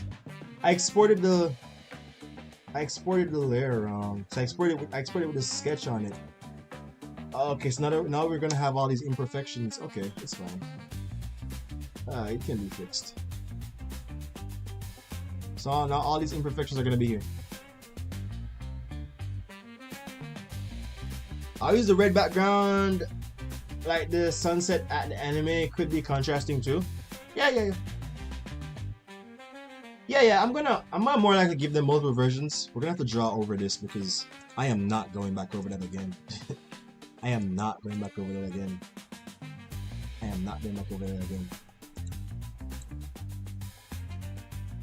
Yeah, the diff lightings, with the diff color temperatures for sure. Yeah, sometimes that happens. Y'all, I just watched a video on IG. Someone made an animation of Naruto with Powerpuff Girls, and the way they made me as Mojo Jojo is sending me to the exos. Alright, let's check our values again. Values are pretty strong. Alright, so we're gonna clean up those lines. And we're gonna bring our original line art to the top. Whoa. Can we bring it to the top? No, we're gonna clean up these lines though, for sure. Oh, that sucks, brother. It's life. It happens. Let's clean these lines up. I exported them wrong and now they're messed up. But at least that's the least of my worries. All I gotta do is like clean these. That's it. Just hide the fact that they're fractured. I think we're good. Complete answers and I love it so much. Alright, so now we're gonna do the other half of the post-production. I know I'm using a lot of layers here. You don't have to. It's just me. I like to play safe. Just me personally. So, you know, do your own thing. So we're gonna do the other half of the post-production now. So we're gonna set this layer. We're gonna copy what we just worked with, and we're gonna set it to lighten, right? The reason why I'm setting the layer to lighten, I don't really know what lighten does, is because it gives a very cool effect when you go on filter, blur, Gaussian blur, and turn it up. It's gonna give you that nice little cool anime frame effect. If you can see it, hold on. There we go. You can kind of see it. It kind of like blurs stuff out, and it gives you that nice shining effect that works really, really well with stuff like this. You know, bright, punchy things. You know what I'm saying? Just gonna drop that on there, and yeah, keep cooking. Keep cooking. We're gonna have to fix a couple things though, because like a couple things are like off a little bit, but we can fix them. So yeah, that's how we set those layers to lighten. I'm gonna turn it off and like fix a couple things. Just add a little bit. So. But hopefully you guys can see the benefit of that. So like post-production can save lives, brother. Like again, don't rely on it too much. I think you should really have that you should really be able to like rely on your own artistic ability more, and like rely on post-production like secondary, man. Don't rely on it too much. You feel me? Don't rely on it too much. Like if it's further away from the main focus, I blew it. I blur my liner as well. It's more like perspective though. Like if it's further away from the main focus, yeah, I blew. Yeah, for sure. That's how you should do. You know, it add extra effects. It's the beauty of digital art. You can get away with some things that, you know, rip traditional artists can't get away with. You can get away with a couple things that they just can't get away with, man. Which makes it beautiful and impactful, you know, in its own right. So now we're gonna add a little bit of effects here, like small little things that could potentially make the drawing better. You know, maybe like some white splashes, some little white splashes coming out here. Boom. You know, like just little hatching lines splashing out. Like really to show the chaos of everything that's going on. You know what I'm saying? Something like that. And yeah, for the most part, I think it's pretty good. Maybe we can do like some blue, some black ones too. Pause. White splash. Why, is it because I said white splashes? Is that it? Is that the reason? Is that why we're pausing, chat? Maybe like some speed lines, like show like this was the original idea I had in my head. Maybe like some speed lines show like this wacky, intense style or intense emotion. You know what I'm saying?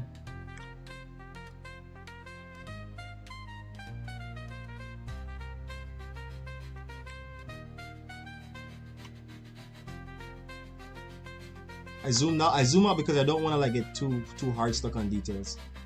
You know what I'm saying? Like it's not worth it. It's not one of those things that needs to be extremely detailed. TBH. Like for sure, make sure you do your best on your art, but you know, people are not gonna care about it. Like even these little imperfections here,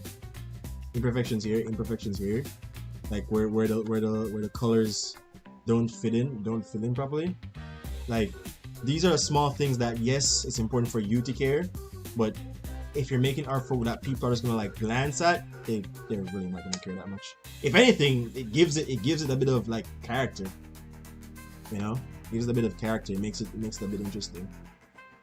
Makes it a bit interesting. So, yeah, and like you can clearly see that I deviated from the original concept. So it's important to keep your sense of style in whatever you're working with. You know what I'm saying? But overall, I think it's good. I think it's good. I think it's good. I think it's good. I think it's good. I think it's good. I think it's very good. I think it's very good actually. I am gonna like just add a little bit more. Hold on. This is the same damn song playing again. We're gonna add a little bit more like what you call it? Light, add glow. People normally use color dodge, but color dodge doesn't work the same for me on Clip Studio Paint. I don't know if I'm tripping. Maybe it's just me, but I just like the effect of add glow better. But you know, maybe I'm just tripping. And yeah, let's check our values one more time. And again, values are solid. Yeah, it's more emotion, you know. Values are solid. Values are solid, Chad. And if you always pay attention to your values when you're coloring, you're like 9 times out of 10, you're going to have a decent color profile. You know, it's what made me be able to do this. Let me show you guys another drawing I did recently. This is a commission. Where is it? Oh, it's drawn on my iPad. Hold on. Can I go on Twitter and find it? It's not on Twitter either. It's on Patreon. It's on Patreon, man. But like, I have a drawing that's on my iPad. That's like, I think I sent a screenshot in Discord server, but that's what I can't find it right now. Wait, let's focus on your values. I learned that recently too. The importance of focusing on your values, man. You'll go far away. You'll go far away. Just add like little splashes here, little tiny dots here and there. Little tiny dots here and there for like the atmosphere. Some tiny dots here, tiny dots, tiny dots, tiny dots. Put birdies if you want. Personally, I don't care. Boom, boom, and it gives you that expression of like intensity. You know what I mean? Intensity, and like you could do a motion blur filter, a little bit of motion blur, but you know that could be you. I'm not really a fan of it.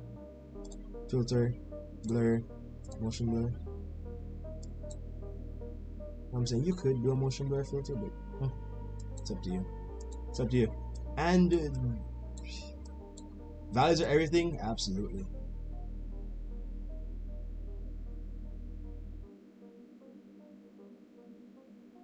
Oh no.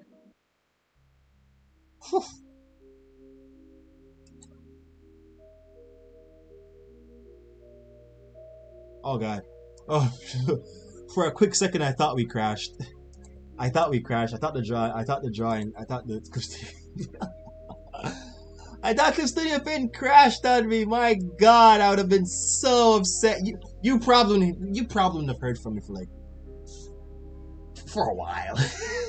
You probably heard from me for a while, man. I'm telling you. I thought the program crashed for a while, but yeah, that's pretty much how it was done. And let's watch a time lapse. Sometimes you can even see like a little bit of extra stuff in the time lapse. Let's watch a little bit of the time lapse. See how it came together. Yep. See how it came together. See how it came together. I'll cry. Yeah. Oh shoot! I forgot the tears. He was crying in the. Oh yeah. Good thing I watched the time lapse. I completely forgot the tears. The tears help push the emotion. Sad those. I don't think they're gonna be noticed much either way, but let's add them because they're clear. But let's add them regardless.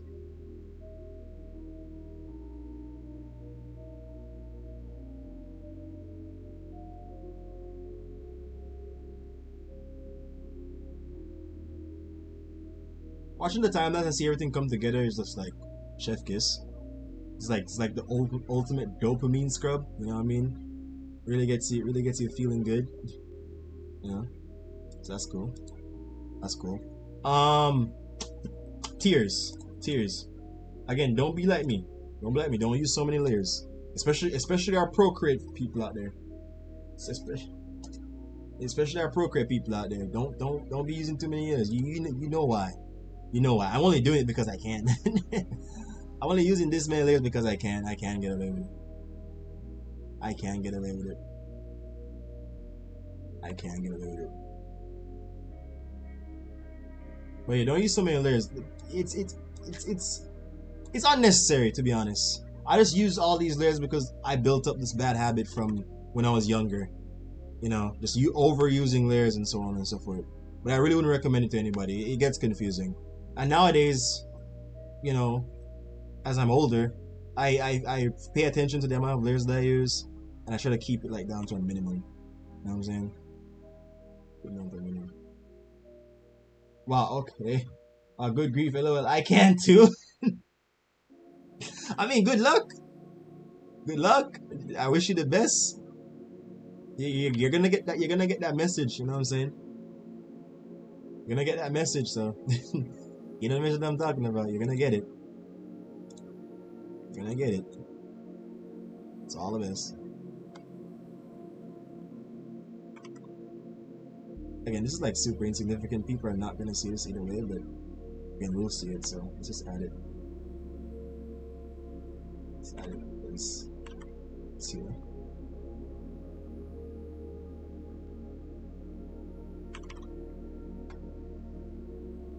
Again, nobody's gonna see that, but I've never gotten it, to be honest. I've gotten it. I've gotten it, and I think it has to do with. Oh, you've never needed that many. Ugh. Ugh, you're the better one. Alright, let's merge this down. Merge this down. Is this it? Oh.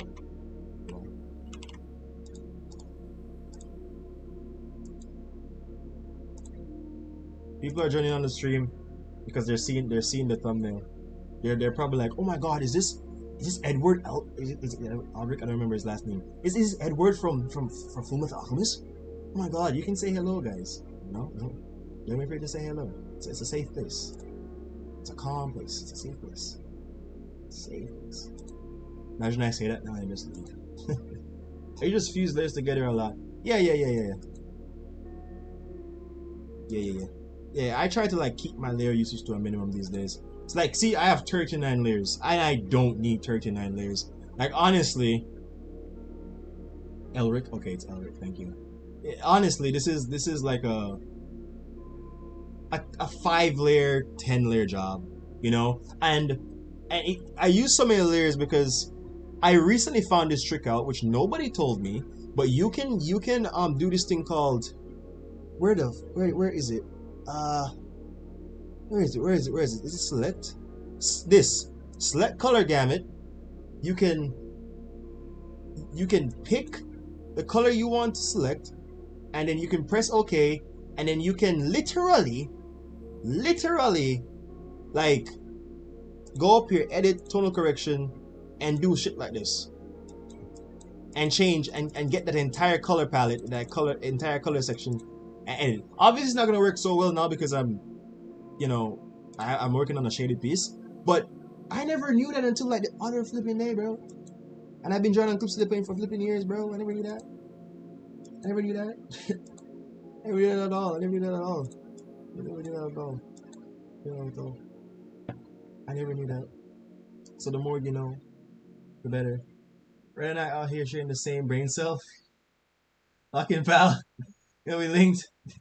That's a fire feature, bro. I never knew it because what that feature can help you do when you're like, when you put, I have one layer with all my flats to select that and do render. Yeah, that's what I like to do, have a layer with the flats. But as you can see, I like to do a lot of clipping mask. Again, that's just me.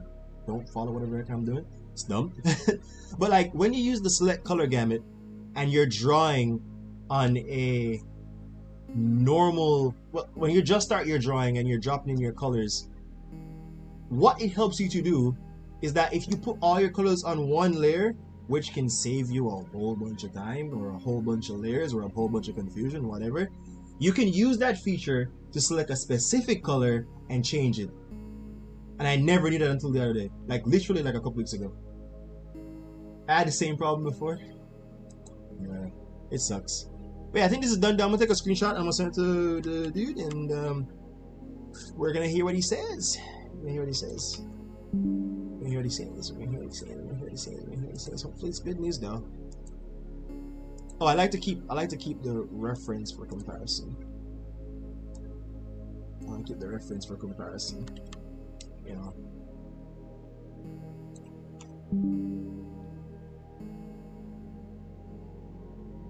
When I can explain different tricks for that, please do.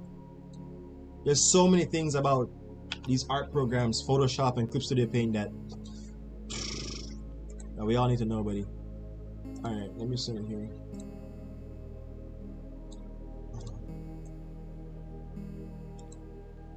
Let me send this real quick, chat.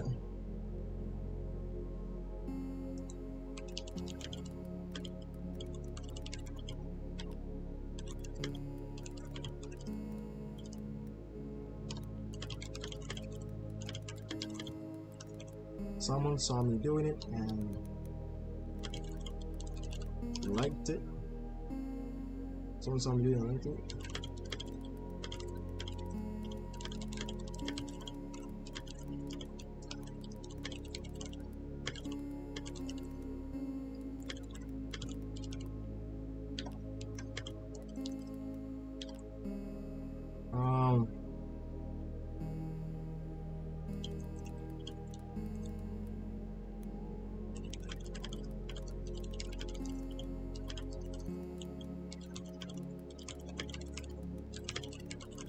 And sent.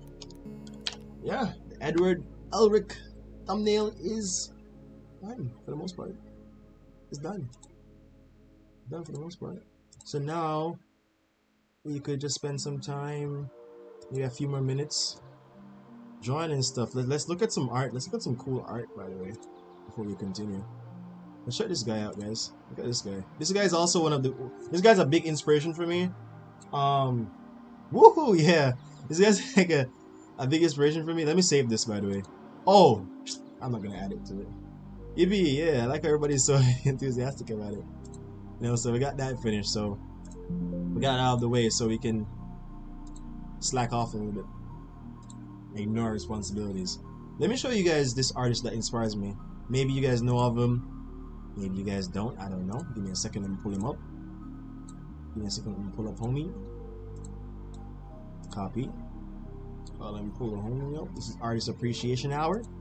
We're appreciating artists right now, so it's Artist Appreciation Hour. Artist Appreciation time, baby. This guy right here. Hold on. This guy right here.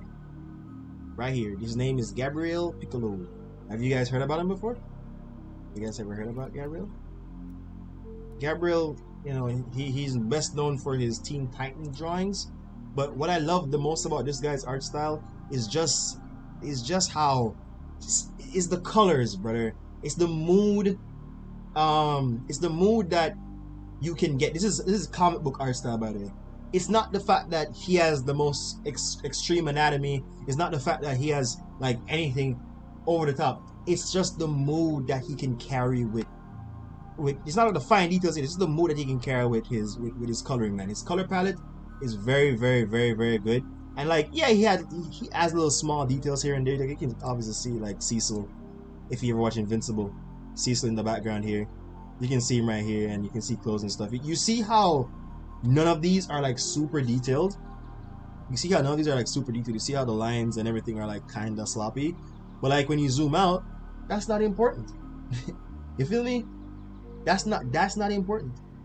So it shows you once again those small details, which again you will see and you are obligated to fix. You don't have to worry too much about them because people don't really care. Like not everybody's gonna be pixel peeping like we are doing right now. You know what I'm saying? But yeah, the coloring of his mood, everything is just tough. You know, it's just good art, bro. It's just good art, bro. It's just look, let's really start grazing. Like Danadon, nice temperature, nice green hues, good stuff. Look at this one.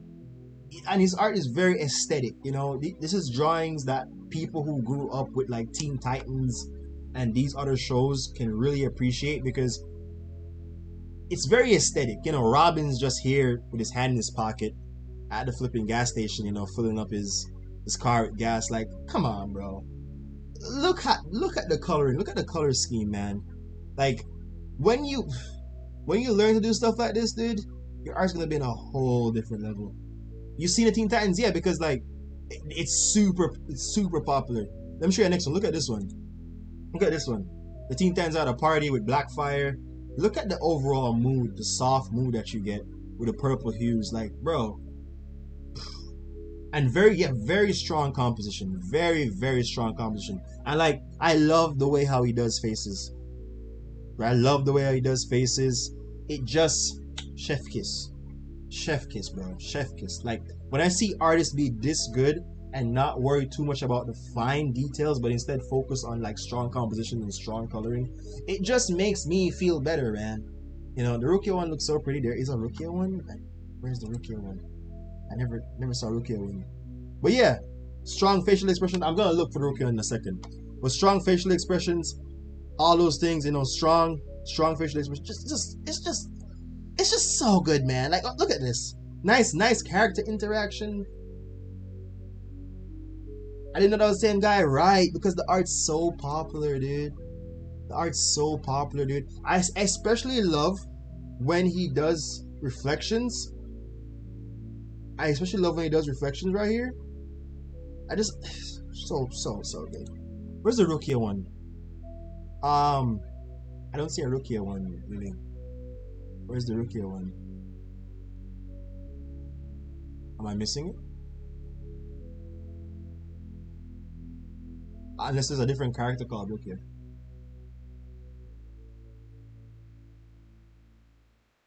Yeah.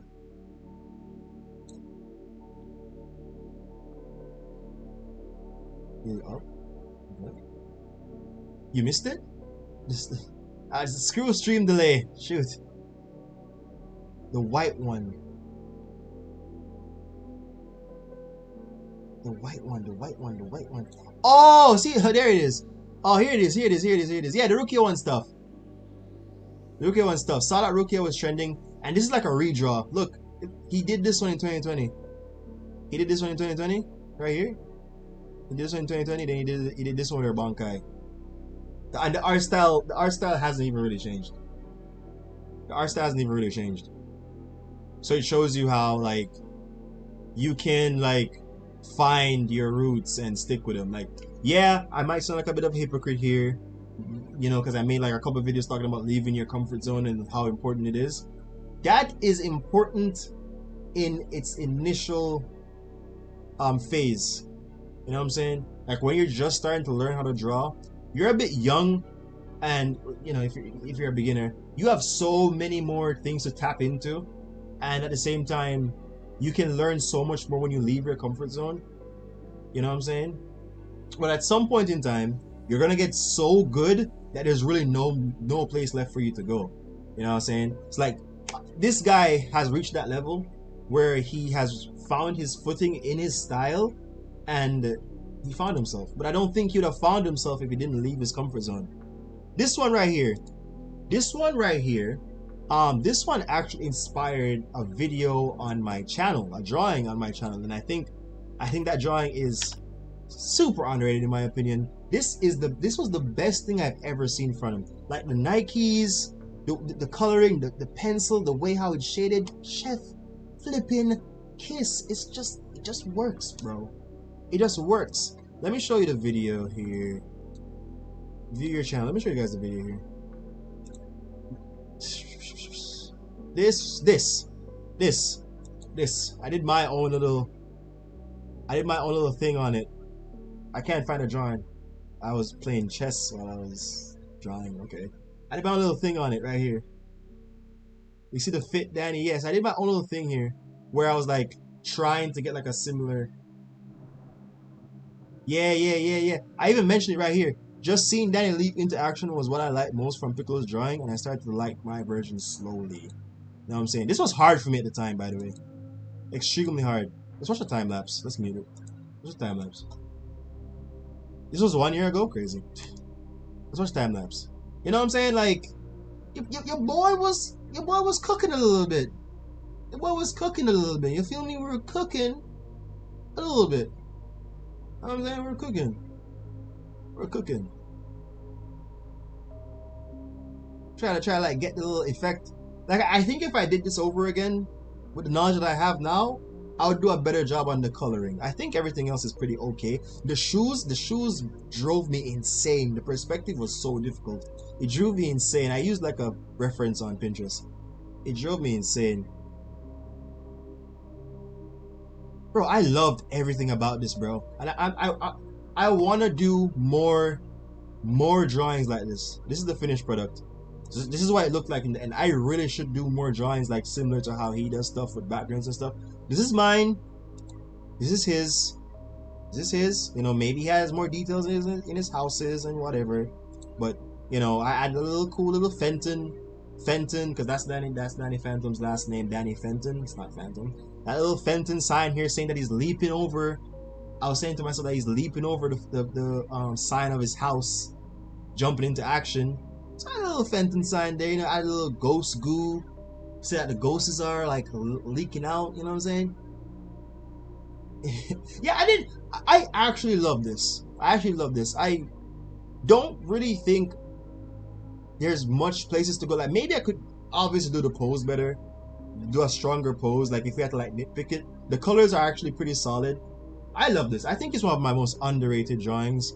I love this to heart, and I keep it very close whenever I remember it. This was how long ago? This was 2023. Very long time ago. Very long time ago. When? November 2023. Very long time ago. Very long time ago. But yeah, Piccolo. Gabriel Piccolo, everybody. So if you ever seen the Teen Titans art online, this guy made it. Okay? This guy made it. This guy's goated. Let's look at another artist that I take a lot of inspiration from. Let's move this. This is can go right away. Isn't this? Let's look at this person. Is called. I wonder if we should use Instagram. I think we should use Instagram. I think it's better to look at their art that way. They mostly post on Instagram. Now, this artist, I still take inspiration from, even right now. I still take inspiration from them because I just love the work that they do. This artist is called Likelihood Art. She has a whole YouTube channel. You should look at Bonesaw's art. I know who Bonesaw is, and here's the thing about Bonesaw.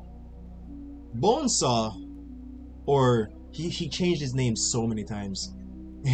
Bonesaw, let's just use Bonesaw. Bonesaw, the problem with his art is that I believe, yeah, exactly. He is notorious for being the main inspiration for the webtoon art style. It's not his fault. It's not his fault. But a lot of people just love the art that he made and love the art style so much that they can't help but copy it. But here's the thing. The webtoon art style is a very niche and watered down art style, meaning that it's better for you to understand what you're doing before you end up doing it, if that makes sense. A lot of artists who are beginners jump into drawing just like him. Again, it's not his fault. It's not bro's fault that bro's popular and bro's good at drawing and people just love his work. You know what I'm saying? But a lot of people just jump on his art style and just don't remember. You know, don't remember where they're coming from or how to even like get good. But Likelihood, oh yeah, I know this artist. I believe you mentioned them before too. Yeah, I love Likelihood art style, dude. And you can even see the inspiration with the video type here, the way how I was doing the video. I was like trying to make like this little nice little, you know, these were like my initial video ideas when I was starting on YouTube. This nice little cuddly, calm, what you call it, video and stuff like that. I don't really copy art styles. I just take aspects I like from someone art. That's how you should be. You should take inspiration from it. But yeah, Likelihood helped with this. Likelihood helped with that like video format, which I'm gonna make more of too. You know what I'm saying? I even did it here with the JJK thing, you know, right there. But yeah, Likelihood, very, very good artist, dude. The way how she shades, she used Procreate. She's Procreate, and she's flipping good at it. Like, brother, look at the shading, dude. And the lasso tool is her best friend. The lasso tool is her best friend. She sticks to the last two like glue. And I just want to like take aspects, like look at the different tones that we're getting. Look, and it all comes together so nicely. She makes the teeth. It's just so good. It's just so good, man. It's just so good, man. She's a great artist, man. A great artist, man. Oh God, man. Procreate on top, man. He's a great artist, man. Brother, man. Like looking at her art just makes me want to go and start drawing some OCs or drawing some characters and try like just make them pretty, you know? But yeah, this is also one of my other inspirations. My main inspiration, who I like go back to if everything else fails, is this artist that a lot of people don't know, CT Chrysler. She makes beautiful faces. Yes, she does. Now CT is my main inspiration, like style wise. Like there's just something that I just love about his art style. I just can't get enough of. Like, brother, I just can't get enough of it, bro. Like, just curious, what app do they use to draw? Likelihood uses Procreate. CT uses GIMP. Crazy, I know. Some of you probably don't know what that program is, but GIMP is like this underdog art program similar to Krita that nobody really uses. Nobody really uses GIMP. You know, people use Krita. Krita got a bit more popular as the years went by, but nobody uses GIMP. Do you even have a GIMP too? But yeah, most of CT Chrysler's art was made and still is made in GIMP 2. A very underworld program that nobody really knows about. Most of it is made in here. They even have art videos on YouTube and stuff like that. Like, let me see. They have videos on YouTube and stuff. They have videos on YouTube and they do these animations. What I love most about their style, they even make music. But since recently, they have been using Clip Studio Paint. No way, help. Never seen that before, but damn. Yeah, GIMP is an underdog. It's one of the first programs I ever installed. It's free. They make quick little animations, which I just love, dude. I just love everything about their art style so much. I love when they do pay. I wish they would upload more.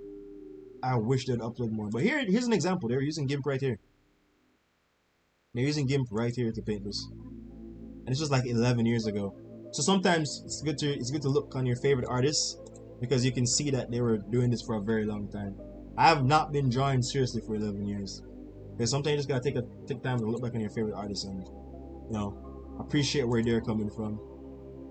It gives you a good amount of inspiration. But yeah, CT is peak art. Really always draws his OCs, which I respect so much. He gives all the love to his OCs. Which I want to do more of. He rarely ever draws like fan art. He also worked with Avatar Studios, so you can also see where that style works very well. You know, I think he worked on Avatar Korra, but nonetheless super good. Kushinov is amazing too. A lot of you guys probably know Kushinov. I love Kushinov's just overall aesthetic. You know what I'm saying? Like, this is art. This right here is art. This is unique.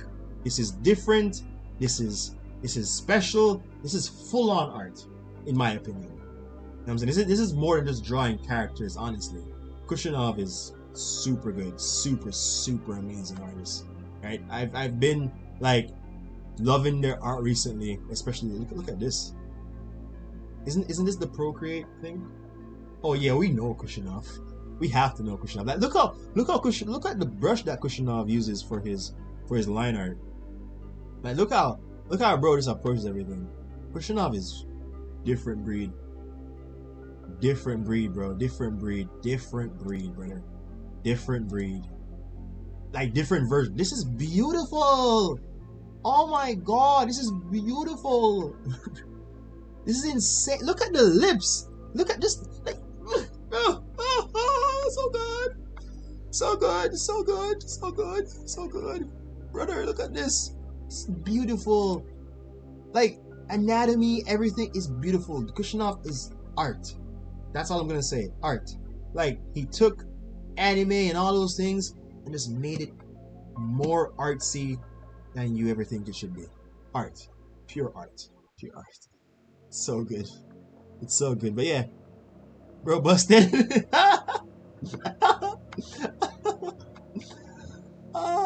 But yeah, CT is my main inspiration. Main inspiration. Whenever I'm like looking to get like inspiration, Likelihood Art and CT Chrysler. Yeah, here's the man himself too, right here. Likelihood Art and CT Chrysler. I love their work.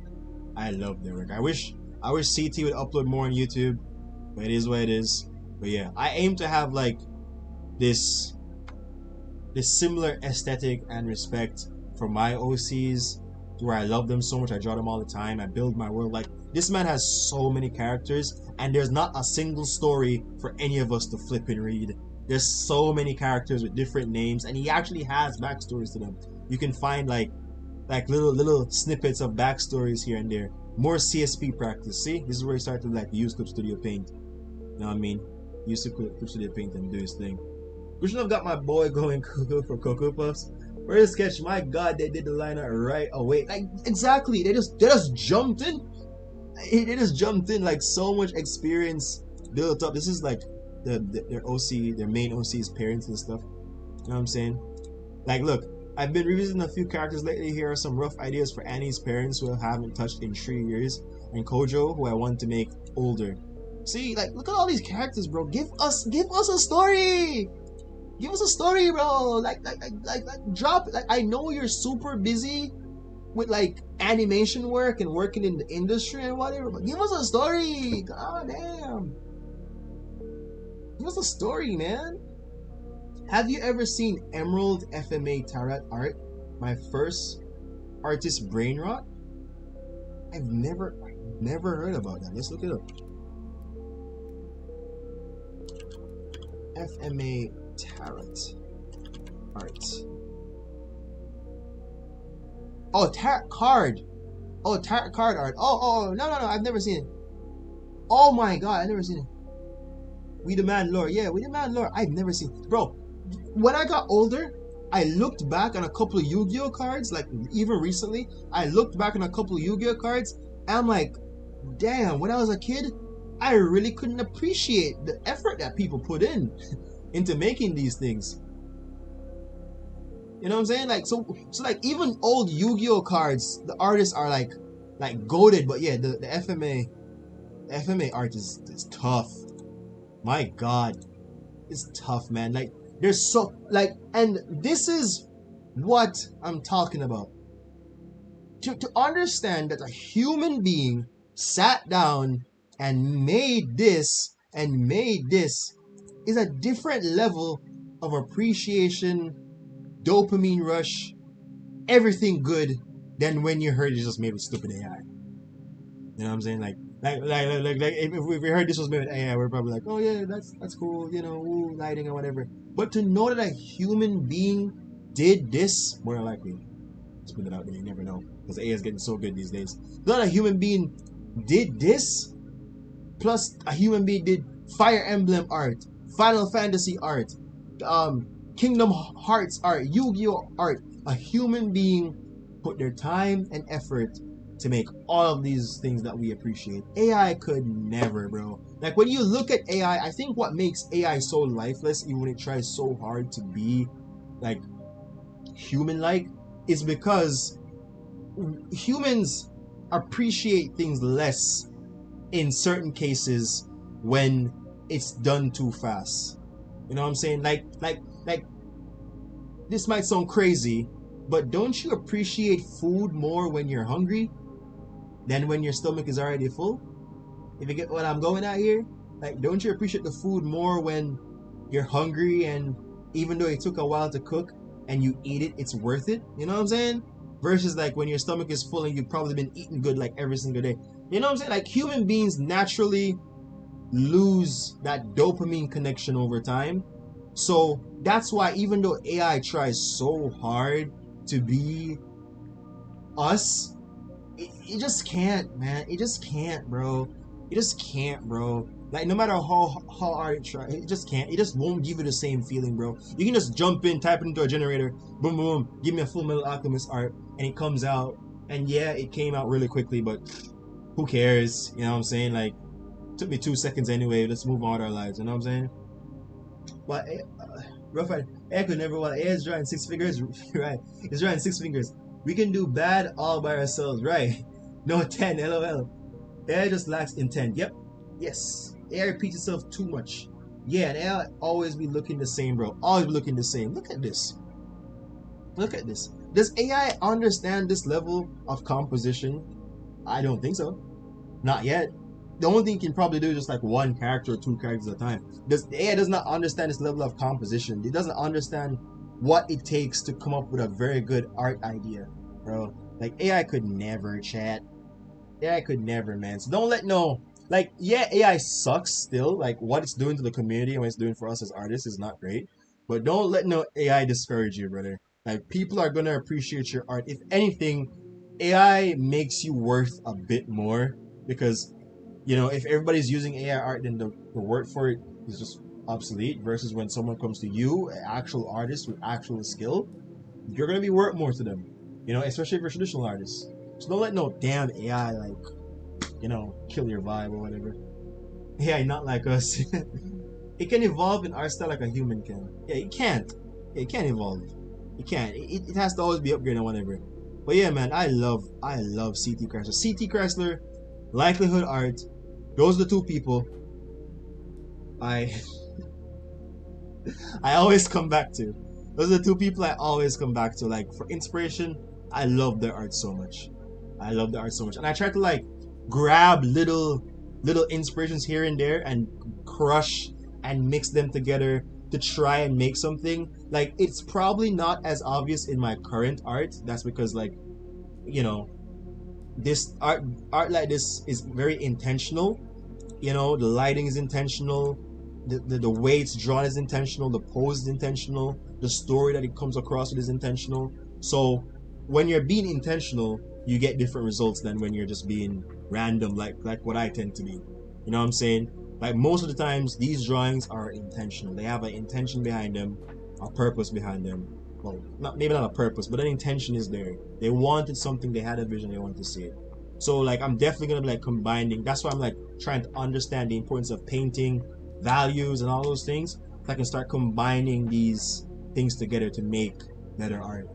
There's still rich furry or Final Fantasy players. When in doubt, do furry comms? No. Don't, bro. Listen, do not. And this might be the last thing I say. This is the last thing I might say for the night. Do not step foot in the furry world if you are not ready for the consequences that come with it. You might engage in some very weird activity, like weird even for other furries, bro. Like there are gonna be some weird people, and they're gonna always be the rich ones. There are gonna be some weird people in the furry community that are like, ugh, like let me get your location so I can call the police type stuff. I'm working on storytelling too. It's really hard but worth it, bro. Storytelling is chef kiss. Like storytelling is very, very, very, very important. Storytelling. That's like, and that's why I don't post a lot on social media because like I want if I'm not doing like character collages like this, you know what I'm saying? I want to do some sort of storytelling, with the arts, something going on, just something interesting, like something like even if it's not clearly written to the viewer, they could make up their own narrative. Like we're looking at this art right here, we could make up our own narrative here. Maybe she has this in her hand. She's potentially running away from. Oh, let's read the caption. Guys, I was really excited to be asked to be a guest illustrator for their project. What's this? This is a soon-to-be short film from the studio Heartbreak about a chef and a mermaid based on Virgin Fish Experience. If you like horror and love, you should definitely check it out. And they have more info about the characters and a really skilled team of artists bringing the story to life. So she's the chef. She's the mermaid, right? The mermaid. She's the mermaid, and obviously there's a horror aspect to it. You know what I'm saying? So like we could make up our own narrative just by looking at art. So like when it comes to making art to post on social media, making art that other people can enjoy, you have to be more intentional. If you're not being intentional, then at the very least, just make sure you make like good art. But you can make better art if you're intentional. Just have an intention. Gonna make a webtoon soon, and it's been fun writing for it. I need to start writing for my manga. Like, I get new ideas every single day. I feel weird calling it a manga because I'm not Japanese. You know, I feel like people who aren't Japanese, who and especially who are not planning to publish in Japan, I feel like calling a manga is like just kind of corny. Or maybe I'm reaching a bit too much. Maybe I'm just nitpicking a bit too much. But I want to make my own comic. And I haven't started writing it, but I definitely just start writing. But you know, YouTube videos and art for social media and commissions and life being hard, you know. Can't believe I rendered 2 hours straight with stream on background. Thank you, Joe. Yeah, I appreciate it. Everybody's getting art done, which is great. I like how you got something done, which is amazing. You know, I hope everybody else got something done tonight. I got something done. Let's hear what the commissioner had to say, who commissioned the drawing. Yeah, they loved it. Have you thought of doing manga contests? I thought about it, but again, I'm not exactly as skilled at keeping up with the intensity. Like, honestly, if I make a manga or a comic book, I'm being honest. Getting published is I know I'm the motivational art guy, but I like to also be the realistic art guy. Getting published might be like eons more difficult than just drawing a comic and posting it online for people to read and watch. Read, not watch. You know, so yes, I would love to get published, and I will try to make a story that's compelling enough and interesting enough to get published. But, you know, at the end of the day, if the story is what I want to write, and if the characters are or behaving the way I want them to behave, then I think the job is done. You know what I'm saying? As long as people get to read it, enjoy it, like it, I'm good. Feel me? Now, I would love to get published. I would love to get my own anime for sure, and I'm gonna absolutely try. But if it doesn't happen, God forbid, you know, it's okay. No, don't worry about that. If your art looks like manga, call it manga. Don't listen to people who says American or other countries can't make manga. Fair. What makes manga is the style and reading it right to left. Yeah, for sure. You guys are right. But yeah, the guy who commissioned the art loves it though, guys. Loves it. So we're gonna send that off. But yeah, been a very cool stream. Well, motivation arc I think from me takes faith. 100% faith. 100% faith. Like 99%. What's it saying?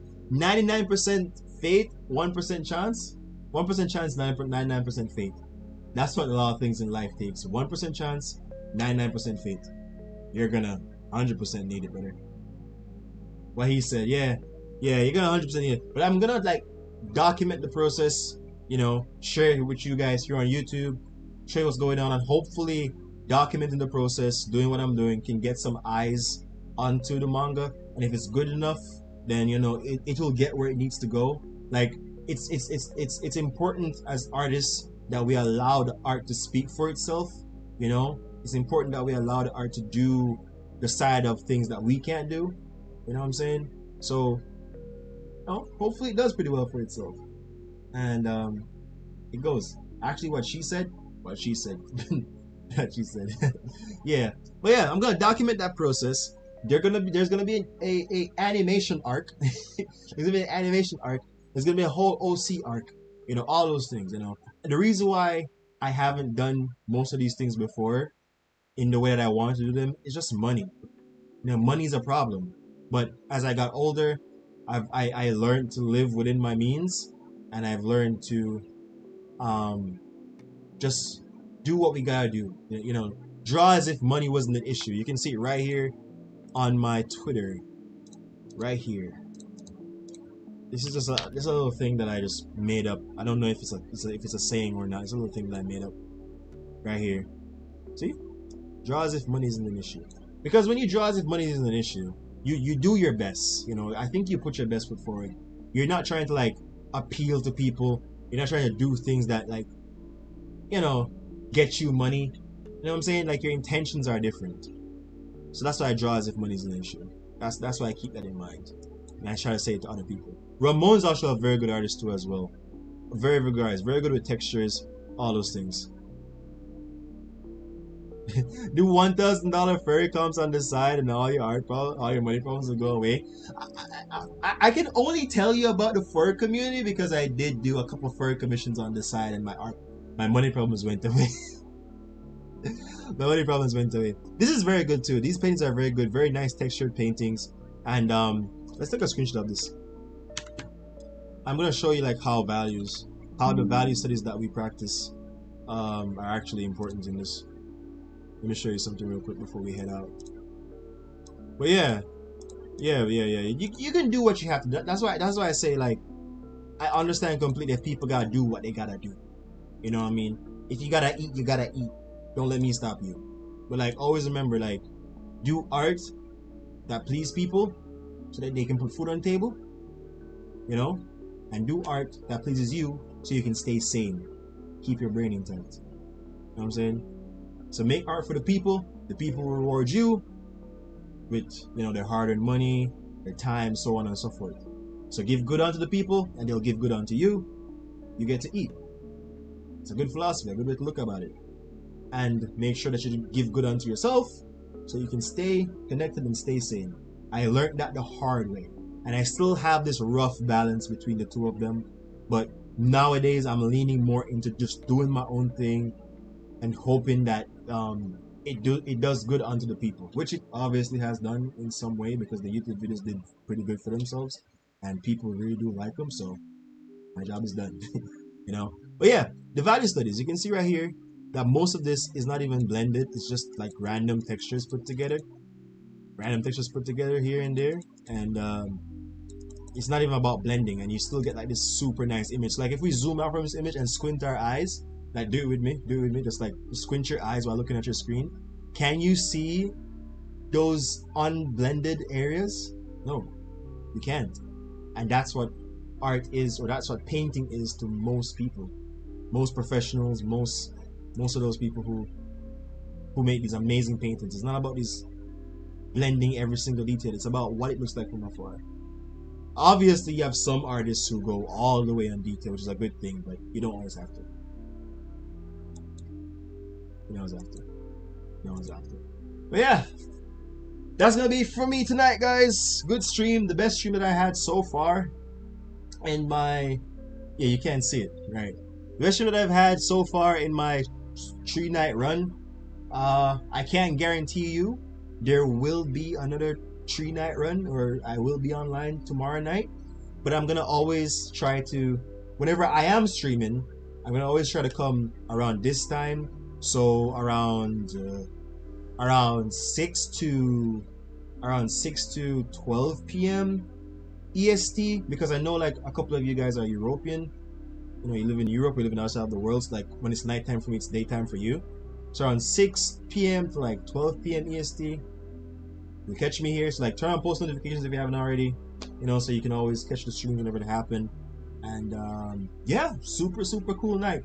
Appreciate you guys. Really fun talking to you guys. Shout out Nelson, shout out Lily, shout out Quatty, shout out Red Soup, shout out everybody who came to the stream. And yeah, hope you guys have a good rest of your day or rest of your night. Appreciate you guys so very much. I'll catch you guys in the next one. Peace.